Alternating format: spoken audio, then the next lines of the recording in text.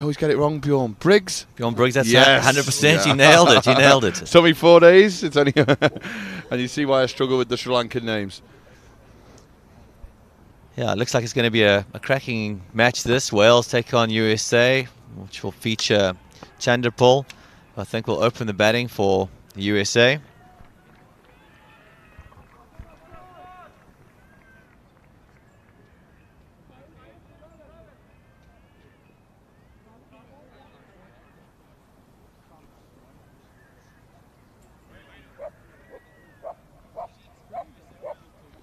So both teams here will be looking to try and get their first win on the board. Wales obviously very close to home here, as some of the Pakistan players come past. Missed the game this morning, fellas. What happened? But batting they're not happy with, but I'm sure they'll bounce back tomorrow.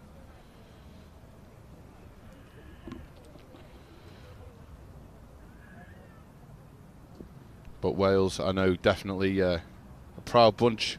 And here's the table.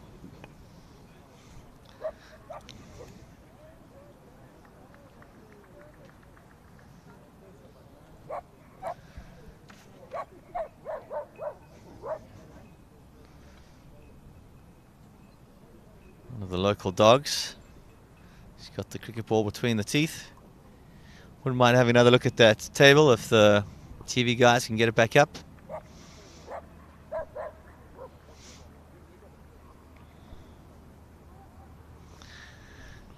Cheers, guys. So just looking at the state of play here, Wales and the USA, without a miracle and a massive swing in run rate, I think their races at the main championship have been run, but I know both teams are extremely proud, Bjorn, and we'll be looking to get off the bottom of the table here. Yeah, both teams looking for their first win, so big match for them. Playing for pride now, and they'll want to have as many wins as they can. Wales, I thought, were really unlucky in their first match against Singapore. It was a tight game, and Singapore just managed to clinch that and then seemed to give them a bit of momentum to take them where they are now, and they're going to be rooting for Australia in tomorrow's matchup between South Africa and Australia.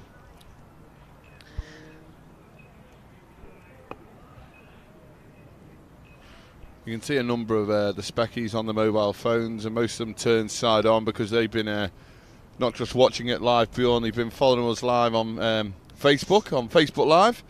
So do feel free, guys, if you're on the ground or at home, to tune in with us and give us your comments as well. Yeah, let us know what you think a decent total is here for the USA side. It's been a good track, Lee. Some good scores this morning. And South Africa a bit short in the previous match, but nothing to do with the wicket. Well, we've obviously moved down about 6 or 7 pitches on the square here at Chester. We were very lucky. We had the groundsman in on Tuesday just to speak to us, and he made it quite clear that this pitch would have a little bit more in it for the seamers, less wear. And just to give you an insight into a little bit of Chester, as you come down towards the canal, okay, so towards the scoreboard of the ground, there's a little bit more bounce as well. And you saw that, so the younger of the two Websters in the South Africa versus Sri Lanka match did really well with his 3 overs for just 11 runs, and South Africa maybe not picking up the conditions again, and should have had the 2 quicks up bowling in the first, opening the bowling for them. Well, they were short on runs, and obviously the key over in the chase there, Sri Lanka put the foot down to one of Ryan Hubert's overs. So, he was bowling left arm to the short leg side boundary. I thought obviously they could definitely have got some of his overs in earlier before the changeover, but they gave him a mountain to climb. 2 left-handers to the short leg side boundary, which is down towards the canal today, and that was a massive momentum shift, and Sri Lanka never looked like turning back from there. A confident outfit, Sri Lanka. They seem to all know what their duty is and their role within the team. So you see the 2 Americans walking out to bat. So we've got JD on the right there, and the distinctive figure of Shiv Chanderpaul on the left, who I know will be desperate to get a big score here, and hopefully we'll hear him in the box after he's retired. Retired on a well-played 50. Don't want to put the mockers on him, but we're looking forward to some great stroke play from the ex-international.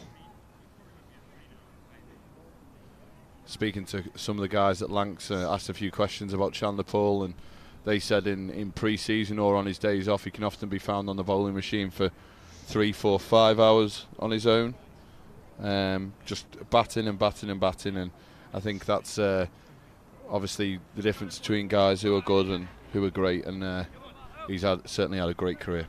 He certainly is in that bracket of greats and backbone of the West Indian side, opening the batting for the team. He's taking guard there. I think he's on leg stump there, Lee, or was that middle? I've had my eyes lasered just a few years ago, Bjorn. Not even I can work that one out from this distance. But the captain, Ian Martin, tried his best this week with a Welsh side that was pulled together relatively last minute, sadly to the loss of the Bangladesh side, who couldn't get visas, which was massively disappointing. I know some of the guys do extremely good work out in Bangladesh, and hopefully the next World Series we'll be able to get both sides in. Definitely. And I think Ian's really grown as a captain as he starts to understand the strategies of last man stands format and his players and what all the strengths are. He's opening up with himself, which I think is a good idea. Straight into his work here. Chanderpaul just runs it down to third man. He's going to look for a second run. But no, that's Dion holding out at the backward point boundary, and there's one run there, so that's a solid start for both sides. Solid on that from the boundary there. They won't be taking two to him. Straight over the stumps there, like a rocket. I know Dion's been involved in the Glamorgan setup through his younger years, and he's a very accomplished player, and like most young players these days, they all seem to have a rocket arm. So Ian's going to come over to the right-hander here, JD.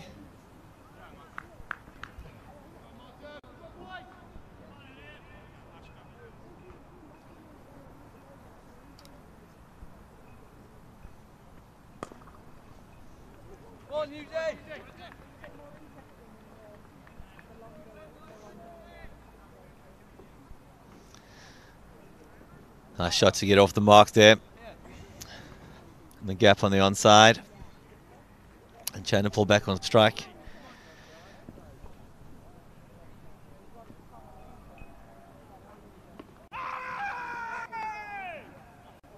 Big appeal from Ian. Just a little insight onto the back pitch. It is extremely close on the back pitch. Scotland have had 2 people retire, and they only need 11 over. They need 45 off 24 on the back pitch to beat New Zealand. So I actually think that is an absolute crunch game in that group. So we're going to be keeping an eye on that one. Just got to keep chipping away and keep it within reach for that last over with the home run possibility. As Martin comes into Chanderpaul, just pushed out towards the extra cover area there. Chanderpaul looks for 2, but turned back by JD. So this game's just well in its infancy here. Both teams just working each other out. That was a solid start for the USA side, but I think Chanderpaul knows he's going to have to put himself in a key part in this innings to ensure that the USA get up to a score around that 150, 160, which puts them in the game against this Welsh side. So the Welsh are going to keep with this slow bowling tactic, which they employed the other day, which nearly got them over the line against Australia. This is the Neston captain, David Hurst, who qualifies through the grandparents' route. I believe so. His nan is from Holywell. Now Dave is quite a wily bowler. He gets an awful lot of overs for Neston. I'm pretty sure he wouldn't get as many if he wasn't captain, but he's started well here. That comes with the job, bit of a privilege. You're going to take on the role, get a few gimmies. what's been great about this tournament is obviously it's gone far and wide all around the world, but even locally, I know Dave was getting watched by a number of people online as the ball gets hit out to deep mid-wicket, and that is a very, very sloppy piece of fielding out of deep mid-wicket there, through the hands, and JD hits the first American boundary. JD, have you seen much of him play? It doesn't look like he's the quickest between the wickets, and that he's going to be looking to be the striker between the two, Chanderpaul and him, and just work the boundaries. USA team there just taking a chance to wave to loved ones and friends at home there as Hurst comes back in.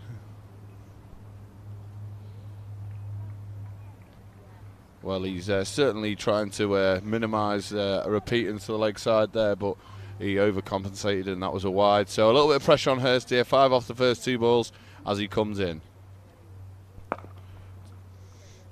And you can see that JD's looking to work the ball on the leg side as soon as he gets any opportunity. He was down on one knee there and just plays it away down towards the canal. Is to the short boundary on the leg side for the right-hander.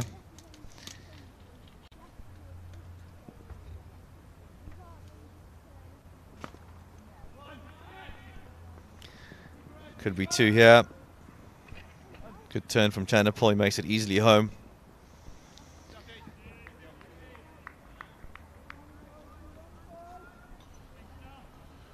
Will be interesting to see if these sides believe a slightly lower score is competitive. I don't think either side have got absolute genuine strikers. I think both sides are keen to certainly improve on the scores that they've managed to post in this tournament.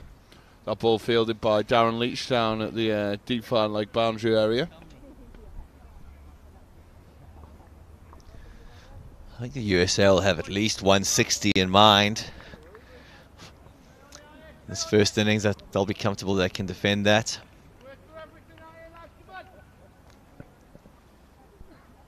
Score now is 15 after 2 overs, no wickets down. Chanderpaul on 8, JD on 7. Just a little update again from the Scotland game. They require 34 off 19 balls. That's 11 and over. Sam Ferguson 20 not out off 11 balls here. Rob Bainbridge is 1 not out, but they've got 2 men retired in the hutch here. As Chanderpaul again just punches the ball down the ground. This time he gets 2. Beautiful shot there from Chanderpaul. Massively in control here. Massively in control as another boundary goes on pitch 2. And New Zealand must start to be panicking here now. As a cue, I'd be very nervous. I think the balance has swung to Scotland. It just shows the little nuances of MS cricket, though. As JD turns down probably the easiest single of the competition there. Chanderpaul wasn't overly happy there.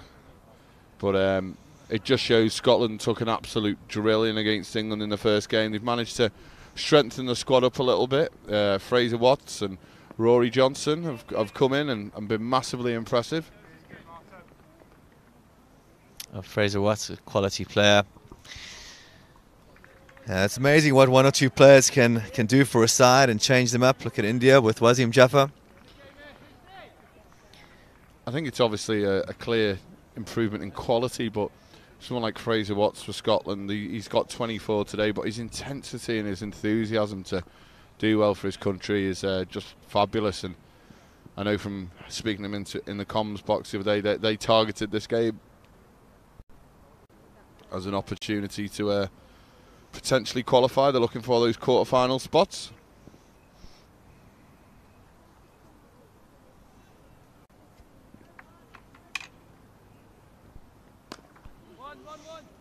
This is an interesting tactic from the USA. The USA really haven't done anything so far, have they? They've just manoeuvred the ball around here. They're quite happy to pick up 1s and 2s and look for that bad ball. Trying to set some sort of platform here.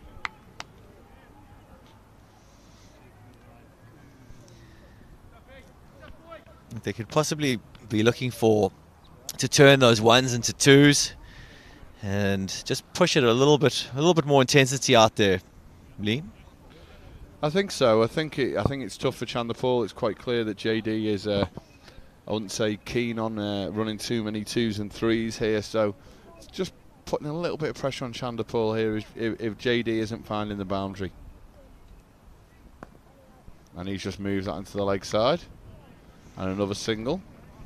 Hurst will be happy how he's came back here after that early boundary and wide in his first over, but he seems to have settled down now.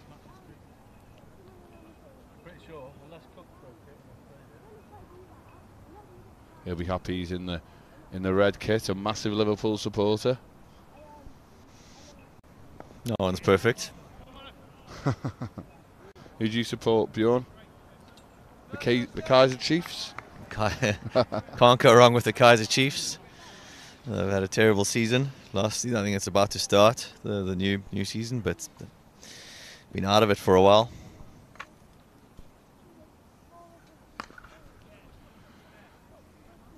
It's always nice as a commentator working as a pair when the hot drink comes across. And there's only one. So Bjorn, as a senior member of the LMS staff, is going to be able to speak a little bit more here as he enjoys his hot drink. Just to put things in perspective, I've been waiting for this coffee since 8 o'clock this morning at the ground, and it's finally arrived after much remonstrations from myself. Just to make it clear, it wasn't from the coffee shop here at the ground, it came via Starbucks, so that's a lovely shot out into the deep there. And another single. Just going to keep an eye on this back pitch because obviously at the moment this game's just taking a little while to really heat up. I've noticed that the Kiwis have got much quieter. Well, at the moment, the runs are quite a 17 off 13 balls. Oh, that's a great shot there. He's picked that one up finally. That's a 6. Great shot from JD.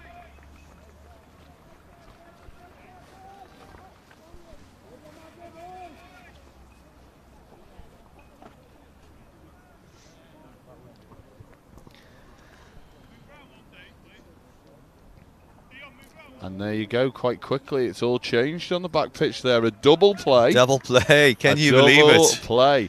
And that brings out Joe Rose. And that'll also bring out one of the retire batters as well. So, Kazim Farid. 50 off 16 balls. That's unbelievable striking. That must be the highest strike rate so far of the tournament. Well, the quickest to retire. I know some of the guys have come back and really kicked on.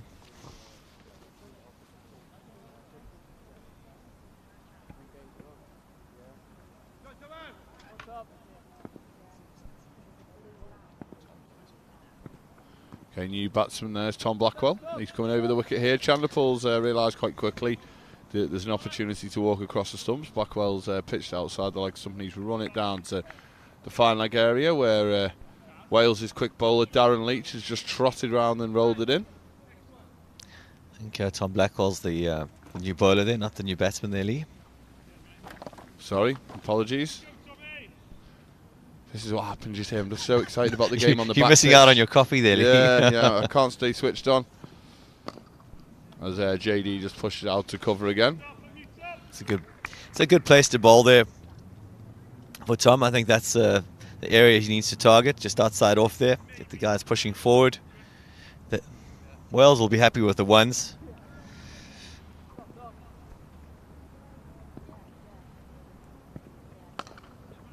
And Chanderpaul again, just down the ground. I feel like Chanderpaul just feels like he needs a boundary here. He's obviously been very much in control of his innings here.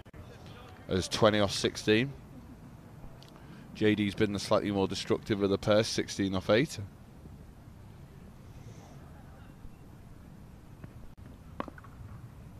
As he just rocks back there. So that's where I'd just like to see the USA maybe looking for a second run there. Just to put a little bit of doubt in the fielder's mind. Often you get them just taking their eyes off it slightly and there's a chance for 2. So I definitely think JD needs to up his intensity while running the first run.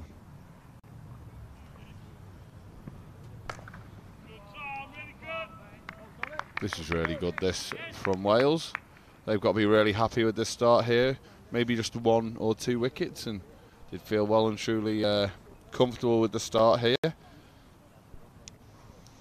If the USA keep on this scoring rate, we're going to be looking at a score around that 150, 152 mark. So it's 38 after 5, and we're just going to have a quick look at the... 14 off 10 is the equation, and that looks like Milton Kavanagh to Rose. He's just pushed that towards extra cover. Try and take in as much of this game as possible, because I think this is coming to a very exciting end on the back pitch here. Not that we haven't got an exciting game on the front here, Bjorn, but obviously that's right near the end over there. Yeah, and it's going to change the table if Scotland can pull up an upset here. We're going to stay with this game, and we'll just keep you in the loop of what's going on in the USA game here. As Kavanagh's, that is a massive, massive play in this game. He's just, I think that looks like 5 wides. I think it's, yeah, it's just come off the pad, so you won't get the extra ball. I think he signalled a leg by there, the umpire. 8 off 9, now 8 off 9. As JD goes out in the deep. Oh, he's put it down. He's put the chance down out there, and they didn't even run. So it's a dot ball as Kavanagh comes in again. What a shot that is by Farid. He's just gone across, he's gone to paddle, and Kavanagh's actually done a really good job there to read it, and he's just reversed the hands and took it away. As on this pitch, JD's just taken the ball down to fine leg. Captain Martin will just roll it in. That's 2 more to the USA score. As Milton Kavanagh comes in. Farid. That's another big upset. Scotland have taken it. That's unbelievable finish there. Scotland must be absolutely delighted, and that's going to really, really hurt the New Zealand side here. It's really good for the pool games and the excitement of the Last Man Stands World Series to see these young, smaller teams, smaller nations really putting their hand up and saying we're here to be, not just to be counted, we're going to take a few scalps.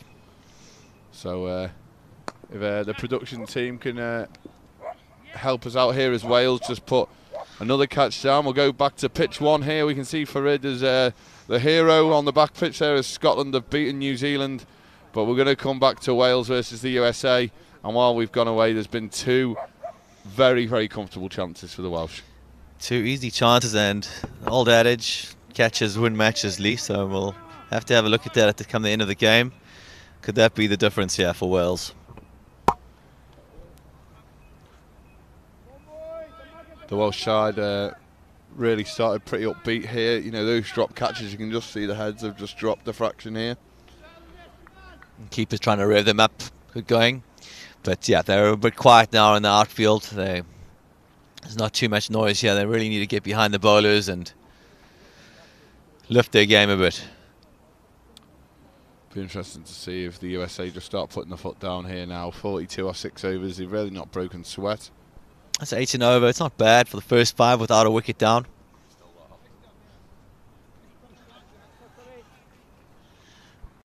Now the smiles all round as Lee gets a coffee. Thank you, Chris. And thank you, LMS. Founder Wayne Grieve as appear to have managed to get your cup, so wins all round. Happy days. So I think 18 over for the first 5. Probably a good game plan. With no wickets down. That's a really good platform for USA. Even though it's been a little bit pedestrian, we felt, with the running between the wickets, they'll be happy with this situation for them.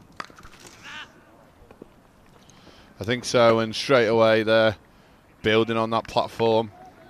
Hit strongly into the leg side. That's JD.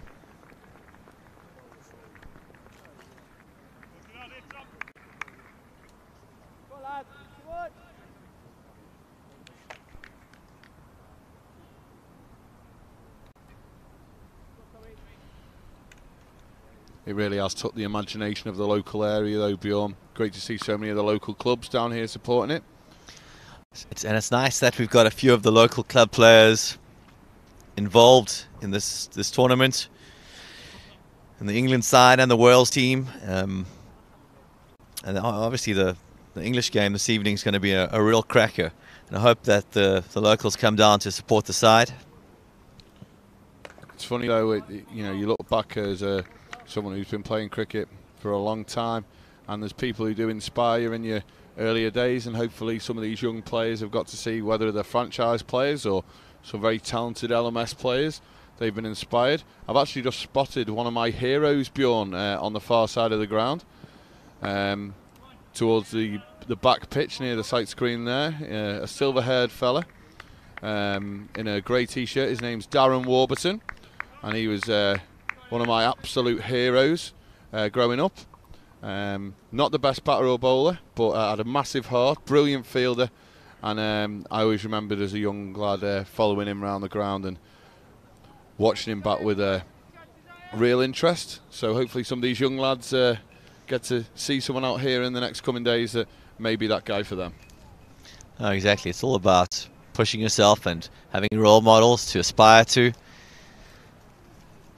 I think fantastic experience, even though the South African side lost today, to get to play with a coach of Nick Potter's caliber.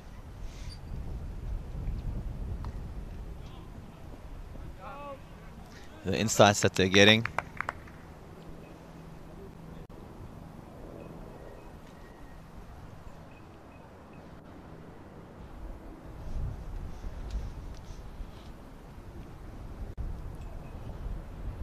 So Campion comes around the wicket here. It's a big appeal, he's gone! I think he just got a little bit of grip there. The keeper seemed really happy with it. That turned a lot there, Lee. I really want to have a look at this replay. Seemed to turn sharply, and JD had no answer to that ball. Just wonder if maybe it turned a little bit too much, but difficult to say from this position. Let's have a look here. Pitch is in line. Oh, easy decision for the umpire. A brilliant decision there. Just watching this from side on here. Side on, see if it's too high. No, I think that's a good decision. Good. That is really good. He's happy with that. And I know speaking to the umpires on Tuesday night, Bjorn, it's amazing. You know, there's 4 guys who've been doing the matches here, and they're under immense pressure. Obviously part of LMS as well, as they score on the phones as well. Right, yeah. And some of the decision making has been absolutely first class. Yeah, I think they've got the hardest job out of everyone here, and they've been doing really well. I mean, I think it's been 1 or 2 bad decisions, but I mean, out of all the crickets that have been played, it's an excellent strike rate for the umpires. They've been really, really top. Good camera work there as well from QTV. They also have long days, good hours that the cameramen are putting on, so thanks to all the cameramen and QTV putting on a great show for us.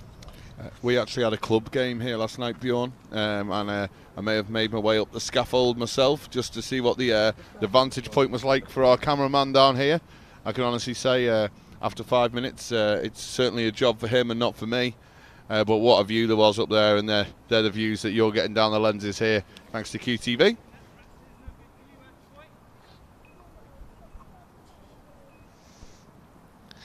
New batsman Mahesh on strike. Straight away you can see there could be a potential for a run out here. I was going to say a potential for more runs between the wicket, 1s and 2s, but he turned blind there. And the young players watching always try and turn and face where the ball is. But definitely seems like he's got a little bit more intensity than JD, and he's going to be looking to push, put a bit more pressure on the fielders. Just needs to be a bit more aware, as Lee said.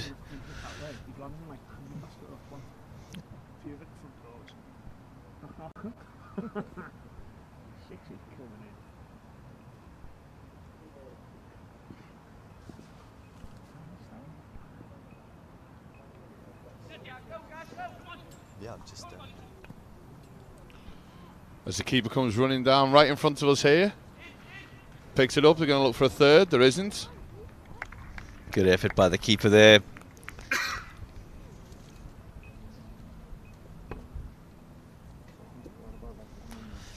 Score now, it's 52 for 1. So what's a good score here now, Bjorn? What are we looking at? Because Chanderpaul's 25 off 20. It looks like he's settled in to let all the lads bat around him here. I think that's the game plan. I mean, he's not going to be Abdul Razak, but hopefully with Mahesh there'll be a bit more 2s on offer. See that single there, Bjorn? To people at home, that looks like the easiest shot in the world. He's just rocked across to the ball, spinning across him, and just like caressed it into mid-wicket. That's a really tough cricket shot. Played it late with a flick of the wrist there.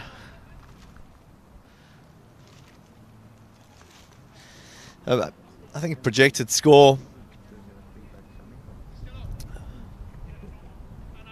Just looking at Shiv Chanderpaul's world ranking at amazing. LMS. He's 39,454 in the world, with an average of 50 and a strike rate of 160. So it's amazing for so many batters that play LMS. They're actually ahead of the great Shiv Chanderpaul. Yeah, we take a screenshot of that, put it up in your wall. So projected scores there. Currently 138. I think they've got to go some from there, haven't they, Bjorn? So I think they need to go at 8 and over, and that's going to be their target. So if they can look to maybe have 2 decent overs here, go to halfway at say 70, and maybe really put the foot down, and they can look at that 160, 170 mark.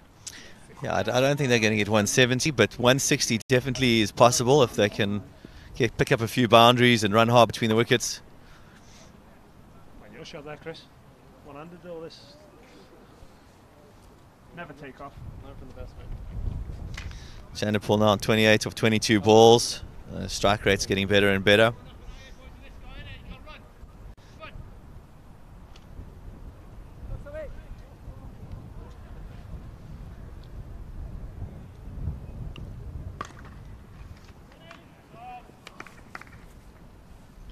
Low score, this. Just seeing a couple of the South African lads popping around here, Bjorn. Obviously they've just been on the back end of a second defeat of the tournament here. It's the Masters lads, they're coming for a little net. That's perfect, Bjorn. Are you playing any of the Masters stuff, Bjorn? No, I think I'm going to sit this out. We've got a full side. Looking forward to taking those boys on in the morning. The England team's come together quite nicely. They'll be up for it. I think some of them will be thinking, why weren't they picked for the main team?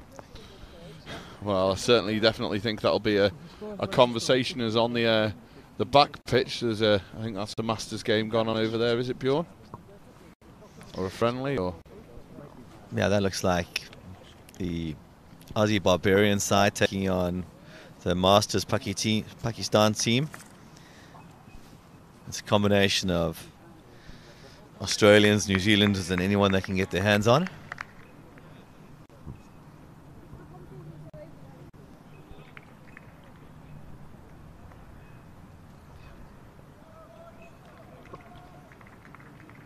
Shivnarayan Chanderpaul asking for the water. One person playing for the Masters team for Pakistan is our good friend Ali. My favourite person I've had in the box so far. No offence, Bjorn. No, none taken. He's an absolute star in the commentary box. He actually kicked me out, and rightly so. He's really funny. He's a good guy. I haven't seen much of him play though. Is he opening up the bowling there? He might be. He'll certainly be in the thick of the decision-making process. I actually had a little look at his Twitter profile.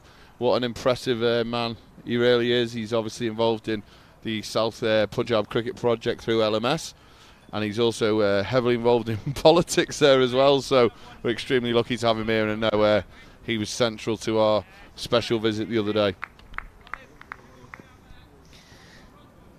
No, all the Pakistan Last Man Stands management, very special characters, and doing an outstanding job in Pakistan. The ball goes up, it's hit extremely firmly, and Mahesh has gone to 8 off 3 balls.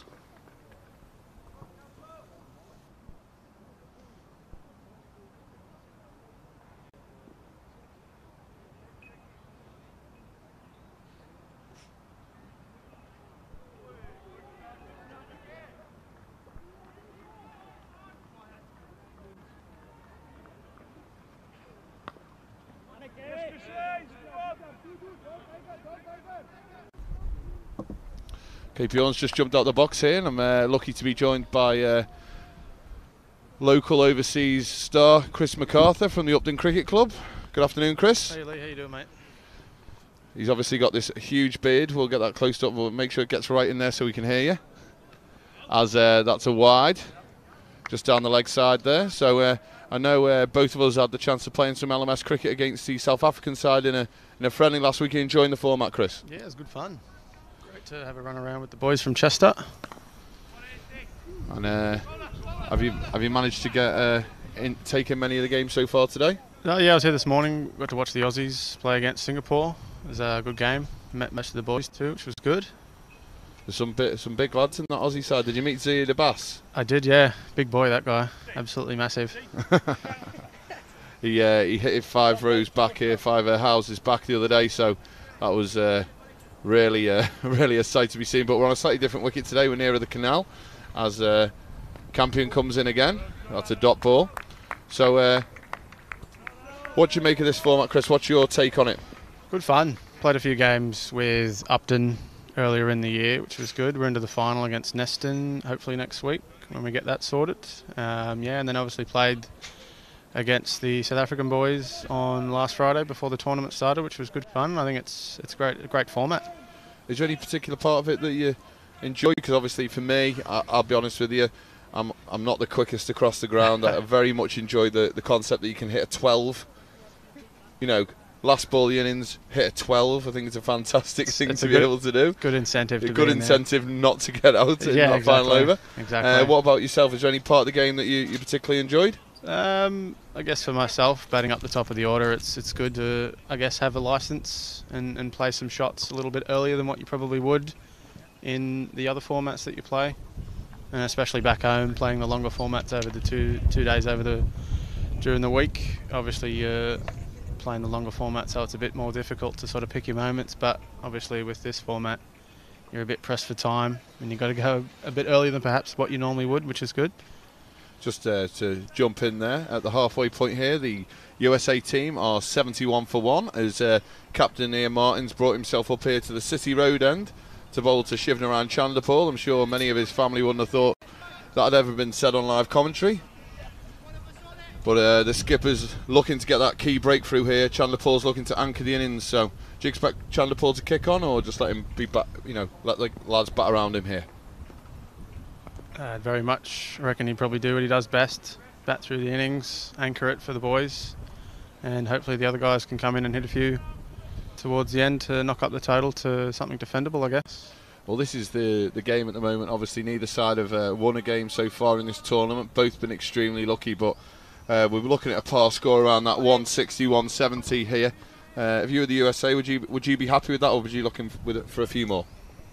I'm not too sure how they went in their other games, but well, neither side have won a game, Chris, so far, so they're both struggling a little bit with the bat and the ball at the moment. More so total-wise, but yeah, I think the games that I watched this morning, both teams 180 odds, so I think you'd probably be looking at that as a decent score, I think. Just as Martin comes here to Mahesh, back of a length here, Martin runs across, stops the single, dot ball. Dot balls are vital in this format. So the Australian side obviously were upset on the first day. They didn't get over the line, and they've managed to come back with a couple of wins. Anyone take your eye in that side today? Definitely Abbas with the bat, big boy. He hit another one into the houses over the far end today, which was good to watch. The opener, left armour. Jake O'Connell. Yeah, he's pretty quick. Good to come in at the start of an innings. Hopefully take a few wickets. And he's actually ranked 1 in Australia in this format, Chris. Just to let you know, he was the top player in the Australian Championships. So I know a few clubs maybe locally to here. I'd say pretty close. They're probably having a look at that lad as a seam bowling option for next year. He seems to be enjoying the Chester area.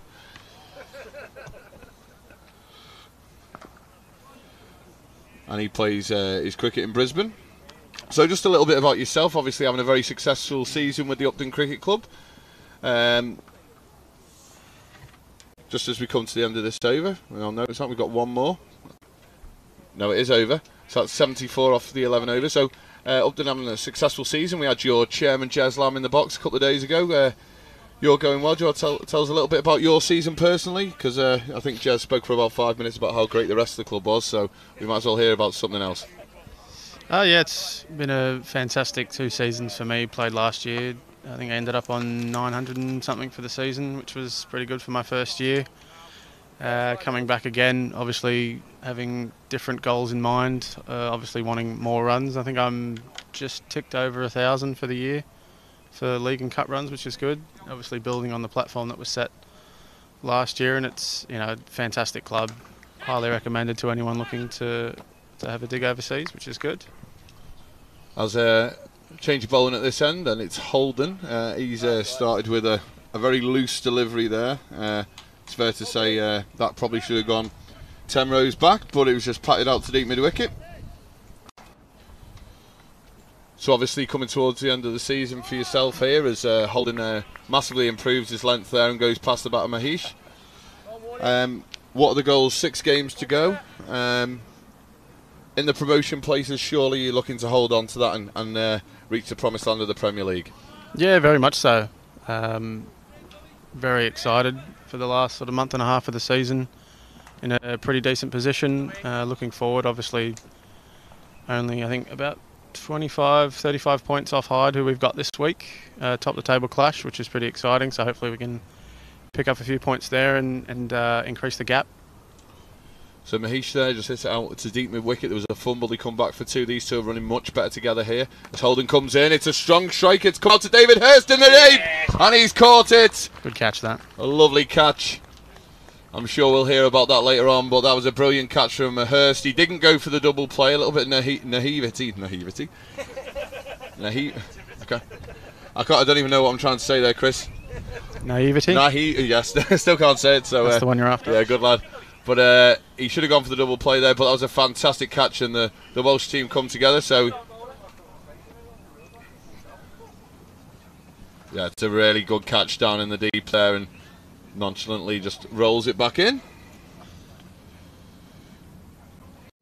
I think we'll just ask him what he was doing there.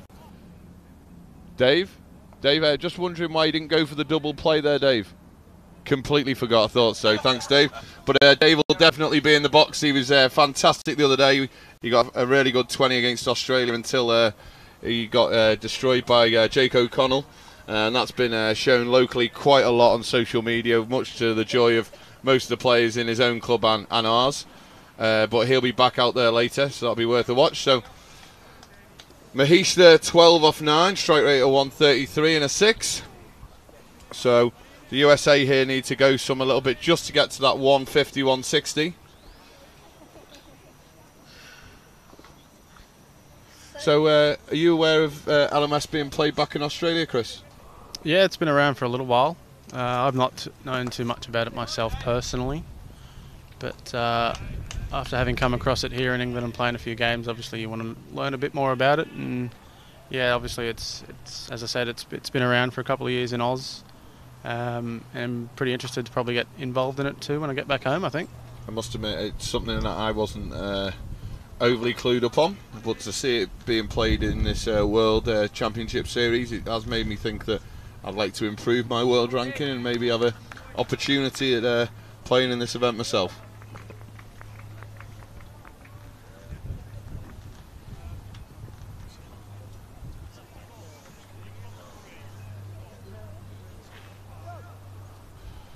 So just looking at some world rankings before, obviously Dion's relatively new to this. He's ranked at 50,733 in the world. So every wicket will help his rankings. Certainly will. I know you must have accrued some good ranking points recently, Chris. I haven't actually seen my ranking actually. And be interested to see especially after the trial match against the South African team. Oh, the keeper was happy with that. He went up for it, but the bowler wasn't. He shrugged it off. And Chanderpaul's 38 off 33. He needs to put his foot down here and probably look to get retired. Give the rest of his team the opportunity to kick on with that distinctive stance. Martin comes into Chanderpaul. A little but he's going to look for 2 here. There's definitely 2 down to Darren Leach there. He's treading water in the deep as he comes round. And picked up well, and the throw comes in. So I think Chanderpaul's probably going to look to make sure he's securely retired to give some of these USA lads the opportunity to strike. At the other end, it's Nair. But Martin comes into Chanderpaul once again. A little dab. Could get 4, yeah. It's an amazing outfield here, and I'm sure the groundsman Alex Kegg will just be giggling to himself as he sees another player running after a ball that they can't stop. He does a fantastic job on this outfield. And Chanderpaul's just playing no-risk cricket here. It's a completely different way of going about it. We've obviously seen Razak and Wasim Jaffa hitting it to all parts, but Chanderpaul is just caressing it all around the park as he comes down the ground. And he's out. Oh, Martin goes for the big celebration here. Loves it. Big wicket. Very big. And that's the end of Shiv Chanderpaul.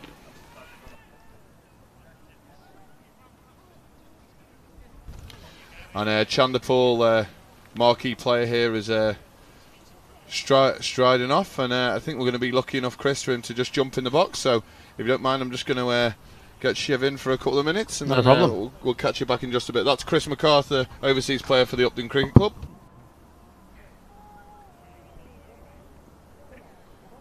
So Wales getting the wicket there of Chanderpaul, and that's 85 for 3. Let's have a look at who the incoming batsman is there.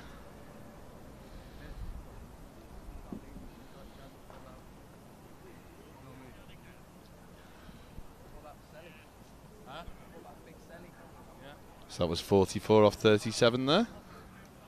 And Martin will be looking to try and pick up another wicket quite quickly.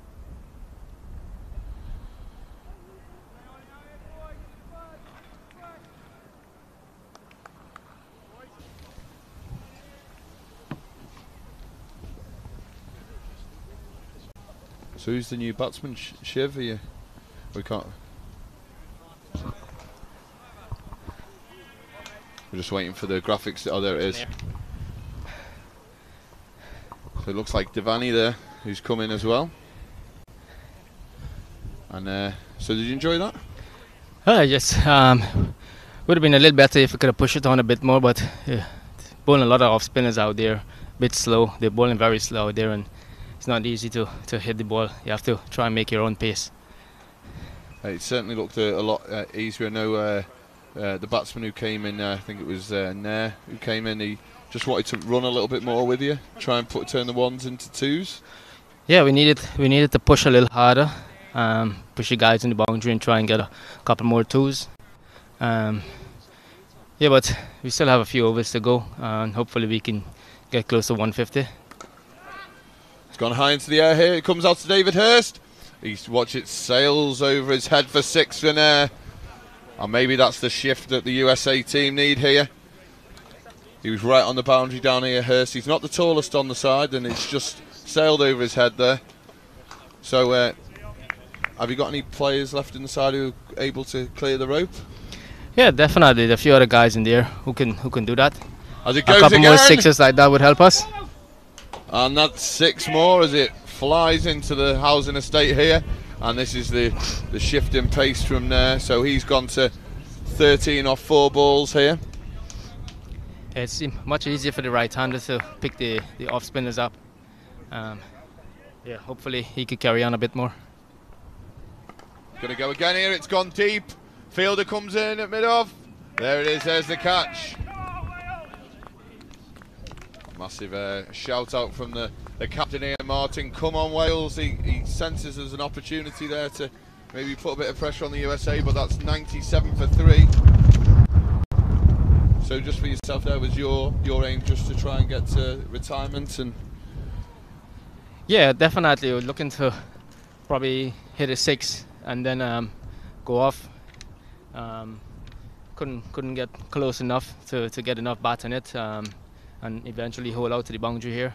It's hard to hit the off spinners. If it was left arm spinners, yeah. Leg spinners would probably be easier for me. But when they're bowling the off spinners and bowling that slow and turning away from you, it's not that easy to hit. So Yeah, but we have a lot more right-handed batsmen, so that would probably help us.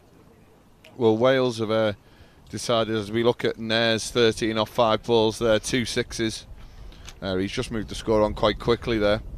Dion Holden with another wicket. Yeah, they do seem quite heavy on, just very slow right arm off spinners, this Welsh team. There's a lot of off spinners in the team, yeah. This wicket seems a little bit less spin friendly than the old wicket we've been playing on for the last few days, but it still seems quite slow. It's got a bit of spin in it if you spin the ball. You just, you know, they're bowling pretty slow on it, and there's some pace there.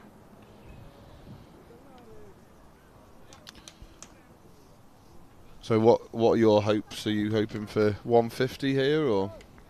Yeah, it depends on how well we go. Push a little harder. Hopefully we get close to 150. Looking a little hard now. You know, 6 overs to go. We have to do really well to get there. So from a Lancs viewpoint, disappointing in the T20 the other night. They looked like they were cruising.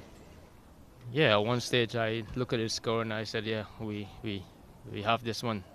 And then later on I realized we lost the match. I was like surprised myself. Well, we obviously we have a contracted player attached to us. We have Jordan Clark here at Chester. Texting him last night, he was extremely disappointed. I guess all the guys would have been, you know, we all, you know, expecting to win, and then, you know, it didn't happen. So everybody would have been a bit disappointed about it.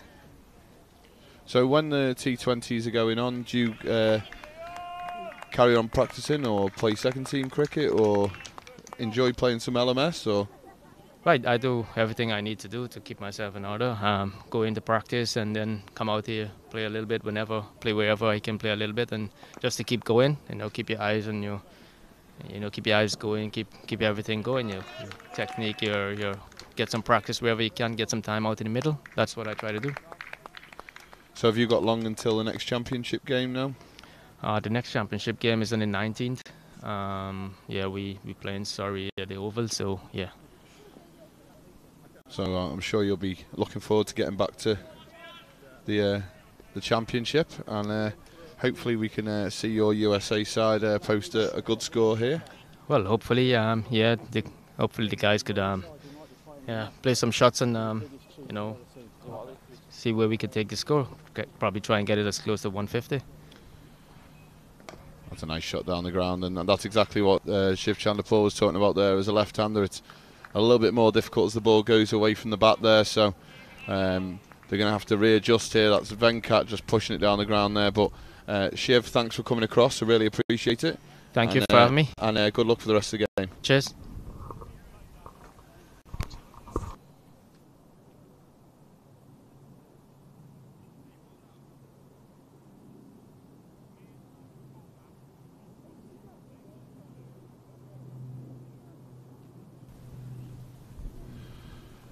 So a couple of wickets, Bjorn, since you left the box.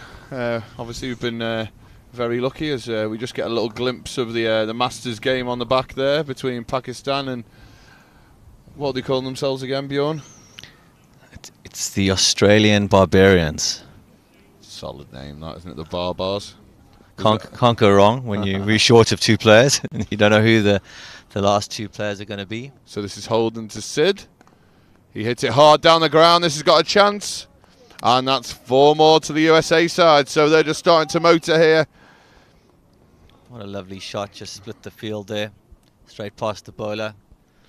Some of the England team just going past us here. Batter of the day, Aaron Lomas from yesterday, and David Nielsen Scott. I've learnt his name completely now, so I won't get any more abuse online. As Holden comes in, just hit out towards the sweeper there. And actually, just going past here, I'm interested to know, this is KB from the India team. How are we getting on, KB? Are we ready to play again? Hope so. Today, tomorrow? So that's great news for guys following this. Obviously, KB got a pectoral injury as the ball's hit firmly down the ground again, and that splits the fielders. That's 4 more. That's a lovely shot from Venkat there. But that's KB from India. He had a pectoral strain on the second day. Was rushed to hospital, and he's managed to fight back here, and hopefully he'll take the field today, Bjorn. Yeah, it's going to be a good contest, India-England. Hoping for another upset. England are the favourites, and it'll be good for the table to see India win that one. I think India need to win it to give themselves a shot of going through to the knockout stages of the tournament. Definitely be wearing my India shirt later on today.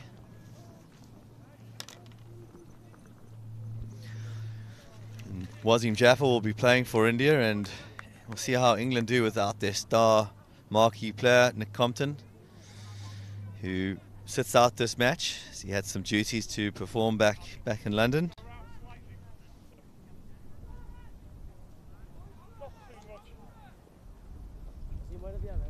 Just looking at that pool, that win from Scotland has really put New Zealand in a bit of a hole there. And if India were to win against England, that would really open up this group.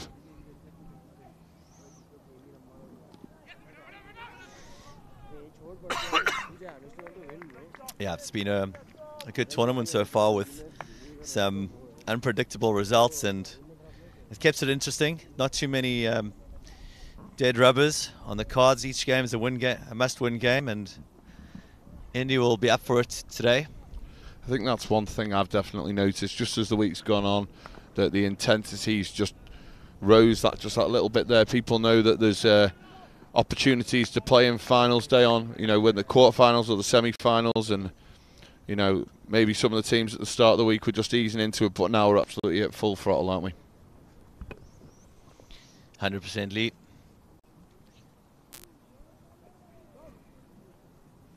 But it's great to get such an insight. Obviously, we just had Chris MacArthur in the box from Australia there. He obviously has played a bit of LMS over in the UK and in Australia as well.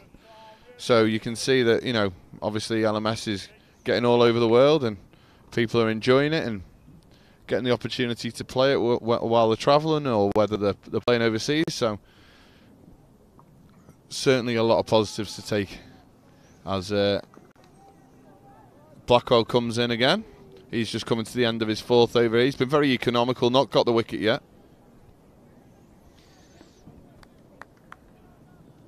Just the 23 runs gone from his 3 points. 3 overs so far, so good work from Tom. As he comes into Venkat. And I think that's just come off the thigh pad. That's going to race away. You cannot bowl it has. Just as we say that, he strays down the leg side. So just to explain to the people at home, Bjorn, does the leg byes still stay as extras? Because wides go on the batsman, don't they? It is a batsman's game, but leg byes and byes don't go to the batsman. It's just the wides and no balls.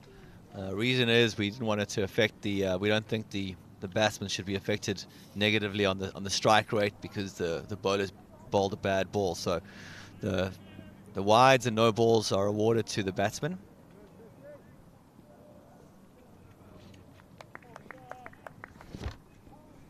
So looking at the projected score there, 146 if they keep going at this 7.3 and over.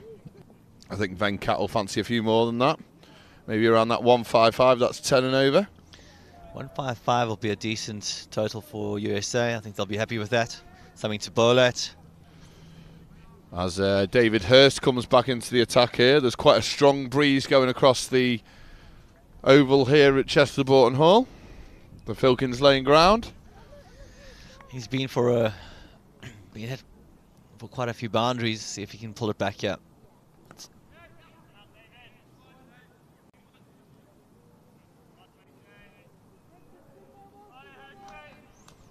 A good start to the over there. Settle those nerves.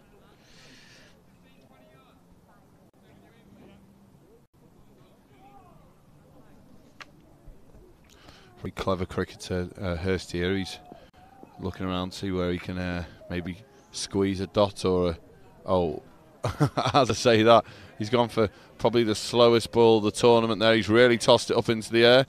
Opportunity of a run out. Lovely throw.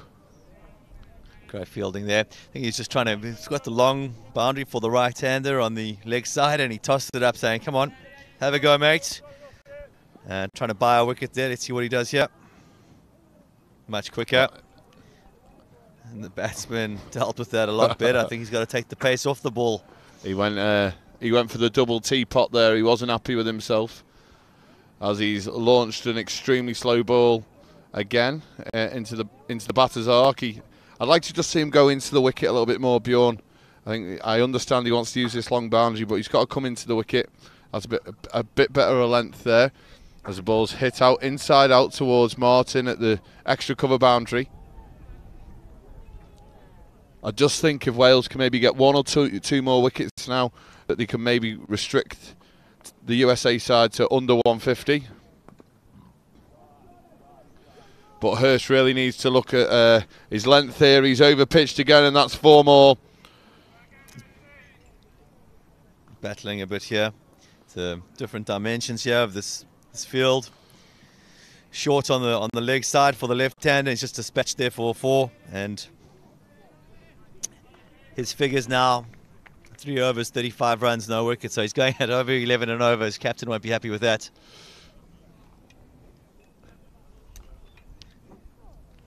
He's not happy as he comes down to long off, but he'll have an opportunity with the bat second innings to rectify that.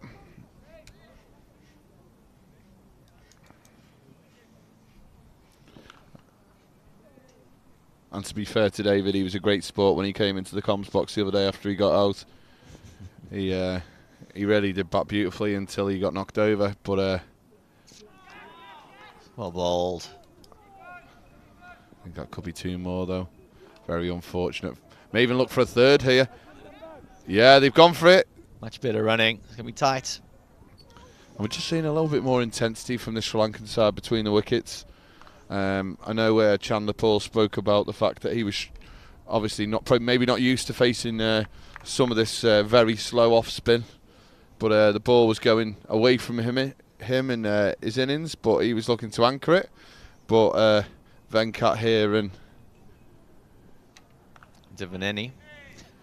Cheers, Bjorn. I think he knew my pause was for some help there, and I got it, so I appreciate that. Just have to let me know if I nailed it there or completely messed it up, but I had a crack. And Venkat rotating the strike. So if we're on Facebook Live, if you want to tell us if you're a Welsh supporter or from the USA or from anywhere around the world, who you think is going to win this game. At the moment, it's right in the balance. And that's gone high. It's gone out towards Hurst in the deep, but it's just run away. That's a lovely shot down towards the netting area here. Devaneni again. Another boundary to his name. Cleanly strikes the ball really well. And the USA will be happy with that. They're just starting to line up some of these spinners. It'd be interesting to see if they maybe go back to some of the seam or a seam option. That's a lovely shot down the ground. Fielder comes round. Solid bit of fielding. Just pops it over the top. USA want a really good finish here. They're going to want to have that momentum, not only to get the score a bit higher, but just to give them a bit of excitement and confidence when they go into second innings, and this is exactly what they needed. And that's 6 more. Venkat this time. He goes to 24 off 14. Hughes is right under the pump here. He's gone for 12 off his over. And it'll be interesting to see who Martin goes to for the final over. We've just got the 2 ways that you can get involved with Last Man Stands, either as a player. Just go onto our website, lastmanstands.com/join, and you can join a team or create your own team. And if there's no LMS in your part of the world, there's no reason why you can't start it up and become a franchise owner.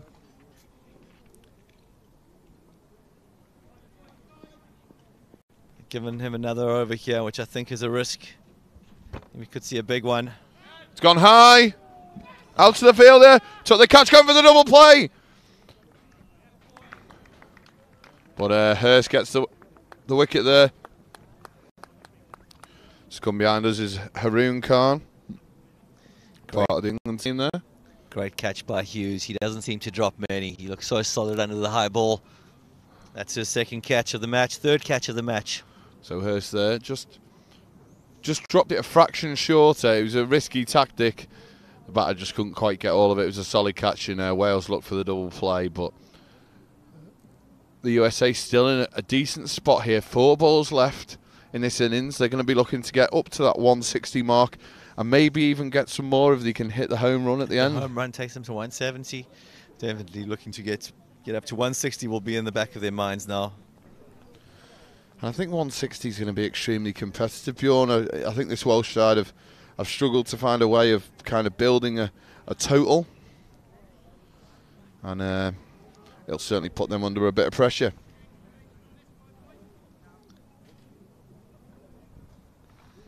Siddharth gone for 23 there. Useful knock and contribution to his side. So at this stage of the innings, Bjorn, where would you be looking to, obviously this is quite a dynamic phase of the game, where would you be looking to strike now if you were out there? I like to hit the ball pretty straight. So I would be, it's obviously Kyle Corner is a bit of a long boundary, but I'd be aiming for the commentary box. And testing out the windows, hopefully.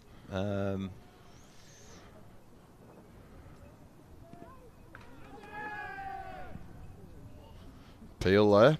It's well bowled. Useful dot in the final over. It's like gold dust. And we speak about momentum. And the Welsh just seem to be wrestling it back here, but could all go horribly wrong. We're just a couple of balls away from the final ball of the innings here. And the opportunity to hit a 12 as he bowls a wide. In the final over, is that ball re-bowled? That ball will be re-bowled, and if he bowls another one, that'll also be re-bowled. And will that be 3 also, or? That's just one. It goes back to conventional rules for the wides and no balls. I think Sheikh will be really disappointed there. He had the right idea. He just wanted to nudge it into the offside and take 2. Sheikh on strike here. That's Venkat, which is good. It's the final ball of the over. There's one to come for the wide. I think. So Hurst here, just so the people at home, he set his 2 guys on the leg side extremely straight. He's looking to bowl well outside the off stump here. And he has. It's gone high. Oh, has he got it? No, not enough. Oh, fielder's gone for the catch, and it's just bounced in front of him and gone for 4. So fielder's done well. He's been brave. He's gone for the catch. It hasn't come off. But Venkat gets a 4. That isn't doubled. It's only the 6. But I think the USA will be relatively happy. I think that's a par score, Bjorn. I think both teams will be happy with that. Couple catches early on that Wales put down. I think that last chance there at the end was very difficult. But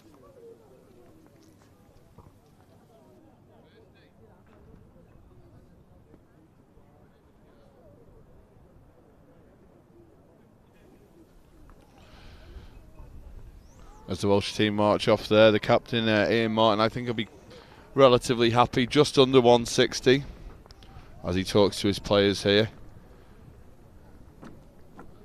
Both teams will be desperate to get that first win. I think the intensity, the second inning is going to pick up a lot between the two teams. Both be desperate for the win. And both will think that they've got this one. They just do the basics right. Wales want to set up a nice platform early on the first 5 overs.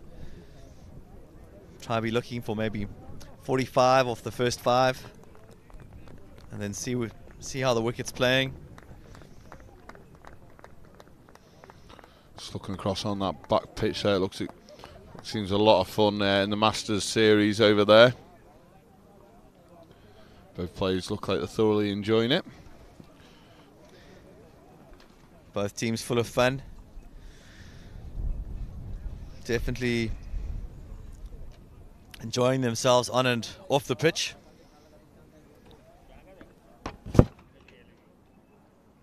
Let's look at the scorecard of the USA team there. And Chanapal laying the foundation, 44 of 37 balls. JD 28 of 19. Cascara never really got going there. Purva had 2 good shots.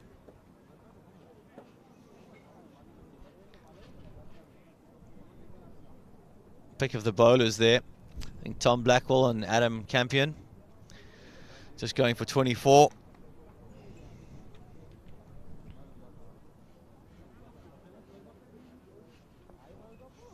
Dion Holden picking up the 2 wickets.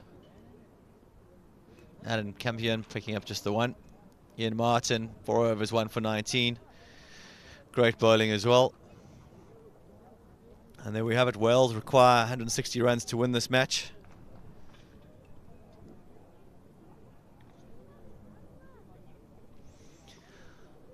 This match obviously having very little bearing on the league table, but Singapore, South Africa and Australia all still have a lot to do in order to qualify for the knockout stages. Sri Lanka confirmed their spots at the top of the table. I don't think they'll get knocked off their perch. I can't see that happening, but cricket is a funny game. But they should finish top of the table and go through to the semis. Australia, South Africa tomorrow, mouth-watering contest, always fiercely competitive between the 2 nations. As we flick over to the Masters game with the Aussie Barbarians taking on the Pakistan Masters.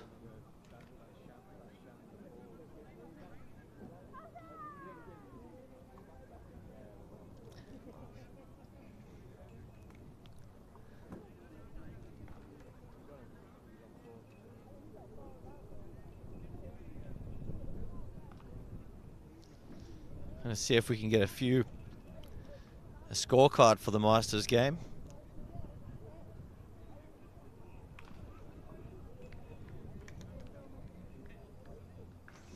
I think Purva will open up the bowling for the USA team. He'll be looking to swing the ball into the right-hander and pick up some early wickets. A little bit of cloud cover above us, but the sun is trying to come out.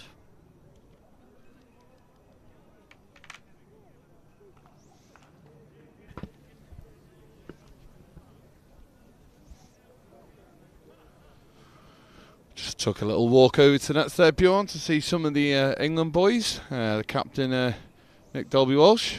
He's going to come and pop into the box in this second half, give us a little insight into what it's like to be captain in one of these LMS national sides, and maybe just drum up a little bit of interest for that massive game. It won't need much, though, later in the day. That's great to hear. Nick Dalby-Walsh, great LMS ambassador. He's played a lot of LMS throughout the years, and it's great to have him here representing his country and captaining his country. So how do you decide on who is going to captain these countries? Do you work out which 8-10 players are the best to qualify, and then pick a suitable leader, or is there a? We had to actually pick the captains first out of all the players, which I think actually makes it a bit easier. You build someone that's got leadership qualities and he's got a lot of LMS experience, and Nick certainly fits the bill.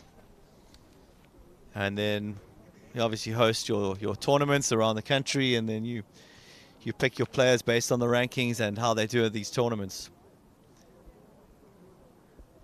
But Nick Dalby-Walsh certainly was picked early on, as he's been a stalwart of last man stands in England and London throughout the last few years. So just looking at a few of these names in the Australian, New Zealand Barbarian team here in the Masters series, am I right in saying that that's Sam Lang, who also plays for the full Australia team? The Masters team had a few injuries, and Sam Lang said he was short of a bit of batting practice, so he fancied a knock around. So I think he's having a hit with the older boys. He's definitely not a spring chicken anyway, though, is he? He's definitely a more mature player. Sam Lang's an absolute legend of LMS, and he has been playing since, I think, about 2009. So he certainly qualifies for the Masters, as in terms of being one of the older guys on tour. Real popular figure is Sam Lang, from all the way from Australia to England and South Africa. He's been on a lot of tours, made a lot of friends around the world. I must admit, on Tuesday night, obviously with the rest day of Wednesday, it was a fantastic atmosphere outside the clubhouse after the day's play. It was nice to see so many players' performances being rewarded. Obviously, some of the co-branded gear from Bass was being handed out. LMS co-branded stuff from and Bass. Prizes being given out, which was fantastic. Yeah, thanks very much to Bass for getting involved and supporting the event. And if you've seen Abdul Razak smash a few of those sixes, he's been using one of the bats. If you fancy getting one, just go to shop.lastmanstands.com/Bass and you can pick one up. Got a little mini game of garden cricket going on here by the Speckies, and some interesting bowling actions I've seen there, Lee. Well, it's absolutely fabulous if the cameraman can help us out. There's actually a game of cricket going on in front of the Masters game here, where it appears they're using the esky, the cooler, which has got fold-out wickets attached, which is just a brilliant idea. Fabulous concept, whoever came up with that. But it certainly looks like one hand, one bounce. They're the best. Those sort of rules, something about one hand, one bounce. I know Nick Compton and Marcus North took part in a couple of games of that during the opening ceremony down in the changing room. They went to the toilet and they walked past the changing room door at Chester, and a few of the younger lads there were having a game of one-on-one bounce. He went into some great photos there. Marcus North, Nick Compton being great for the tournament, really getting involved in all aspects, the social side as well as the cricket, and good to see them having a bit of fun with the youngsters from the local club here, Chester Boughton Hall Cricket Club. I think that's Blake van der Linde just walking past here. He's already been offered to us in the commentary position by his captain, so he won't have that long in the nets. They're looking a bit nervous there. They're looking like wary of this powerful India side of Wasim Jaffer. But I know we've had some excellent... Oh, there we are. Got a bit of coverage. Look at that keeper's technique there. In perfect position. Oh, he's got him gone. Oh, he's dropped it. No, he's not. he pulls the sums back up there. And what a bat that is as well. That is the old Kookaburra bubble, famously used by... I know Graham Thorpe used that one. I'm trying to think of anyone. If anyone else online can tell me who used that style of bubble bat, then I'll be... that'd help me massively. But even going for the hat backwards as well. Fabulous day out for all ages, as the USA team are just getting ready to take the field here. Chasing 160 to win here at Chester Boughton Hall Cricket Club. Batsman walking out to the middle, walking confidently as they stride to the crease. They look like they mean business today.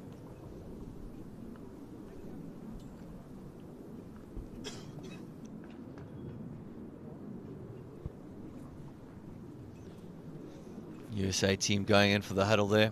Words of inspiration from Shivnarayan Chandapal perhaps. Purvan Nair, the captain. Looks like Shiva's giving a few words.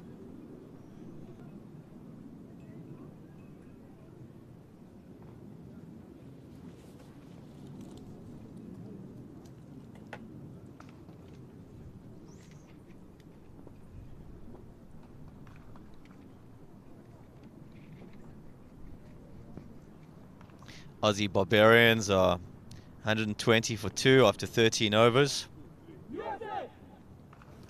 That pitch too has certainly been a bit of a nightmare pitch for the bowlers. The economy rates are sky high over there. It's a very, very flat wicket on the back pitch with very small straight boundaries. We heard the groundsman Alex Kegg tell us how that's a relatively new square. This square on the front pitch has been here since the start of the club, whereas the one on the back pitch is been only in since the 70s, has a little bit more pace and bounce. But it's one of the pitches where you've got a big squad. You just put your hand up and say, I'll sit this one out, Skip. When you're playing on oval 2, if you're the bowler, if you're the batsman, that's the one you want to play on. yeah. There's a cue ready for the batters on the back pitch. But Nice. the Welsh team are out here ready and raring. How old is this club, Lee? It's actually quite a good question. I'm just going to ask one of the speckies who's walked past.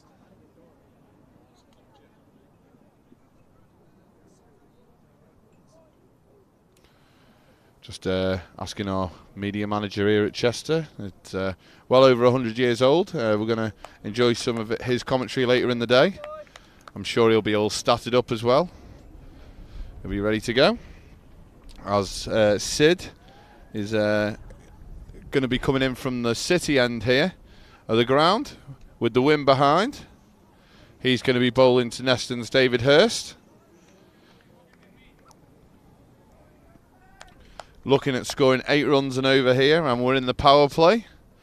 But the USA are starting with a 3-3 field as he comes in. He's got to look for 2 straight away here. All fielded.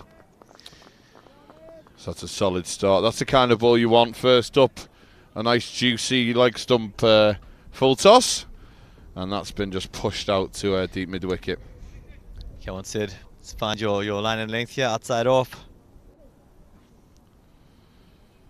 Oh, it's clever cricket. That's really nice from Hurst. He's looks like he means business here. He's just picked the length up. It was over pitched and it's just been paddled away with ease.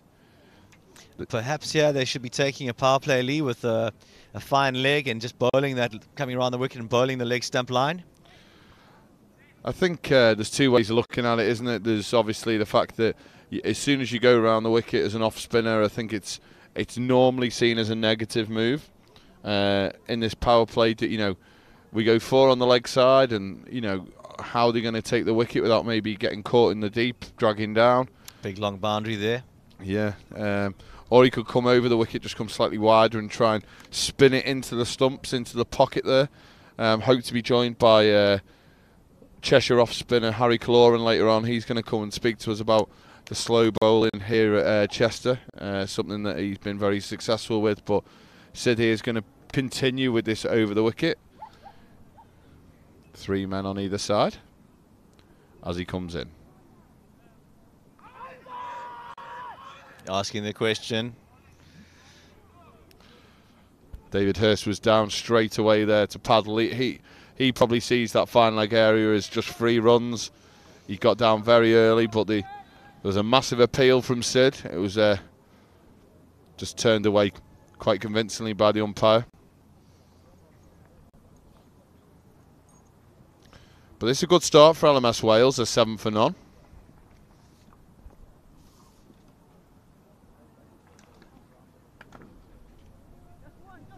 Got to look for 2 again here. Good. They're going to wait on. Great fielding in the deep there by Purvaner, the skipper, showing how it's done. Good intensity for the batsman there, running the first one hard.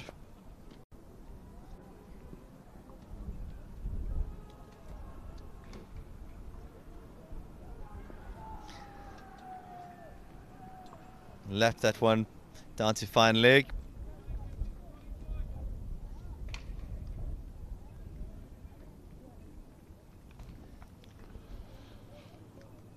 That's a really good first over for LMS Wales. They're well up with the run rate.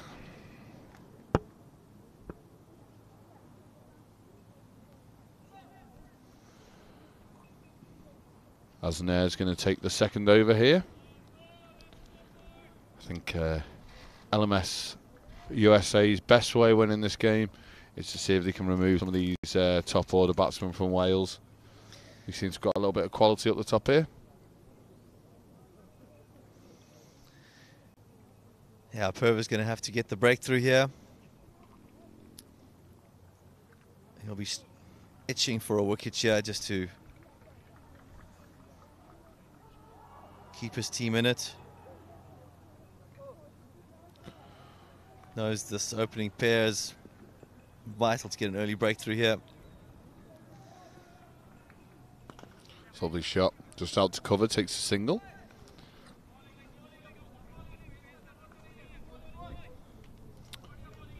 Just looking at some of the kits, Bjorn, if you just want to maybe fill some of the guys in at home. So obviously you play for a last man standing team. Is it all coloured kit or can you play in whites? It's up to the team, but most teams will have a coloured shirt, and then some of them it's just easier because if they play a bit of club cricket, it's easier to find a pair of white longs, so they'll have a coloured top and then white longs and the white pads. But more and more teams now are having the full uniforms of coloured trousers as well as the coloured shirts. And in the local leagues you get an extra point for looking the part.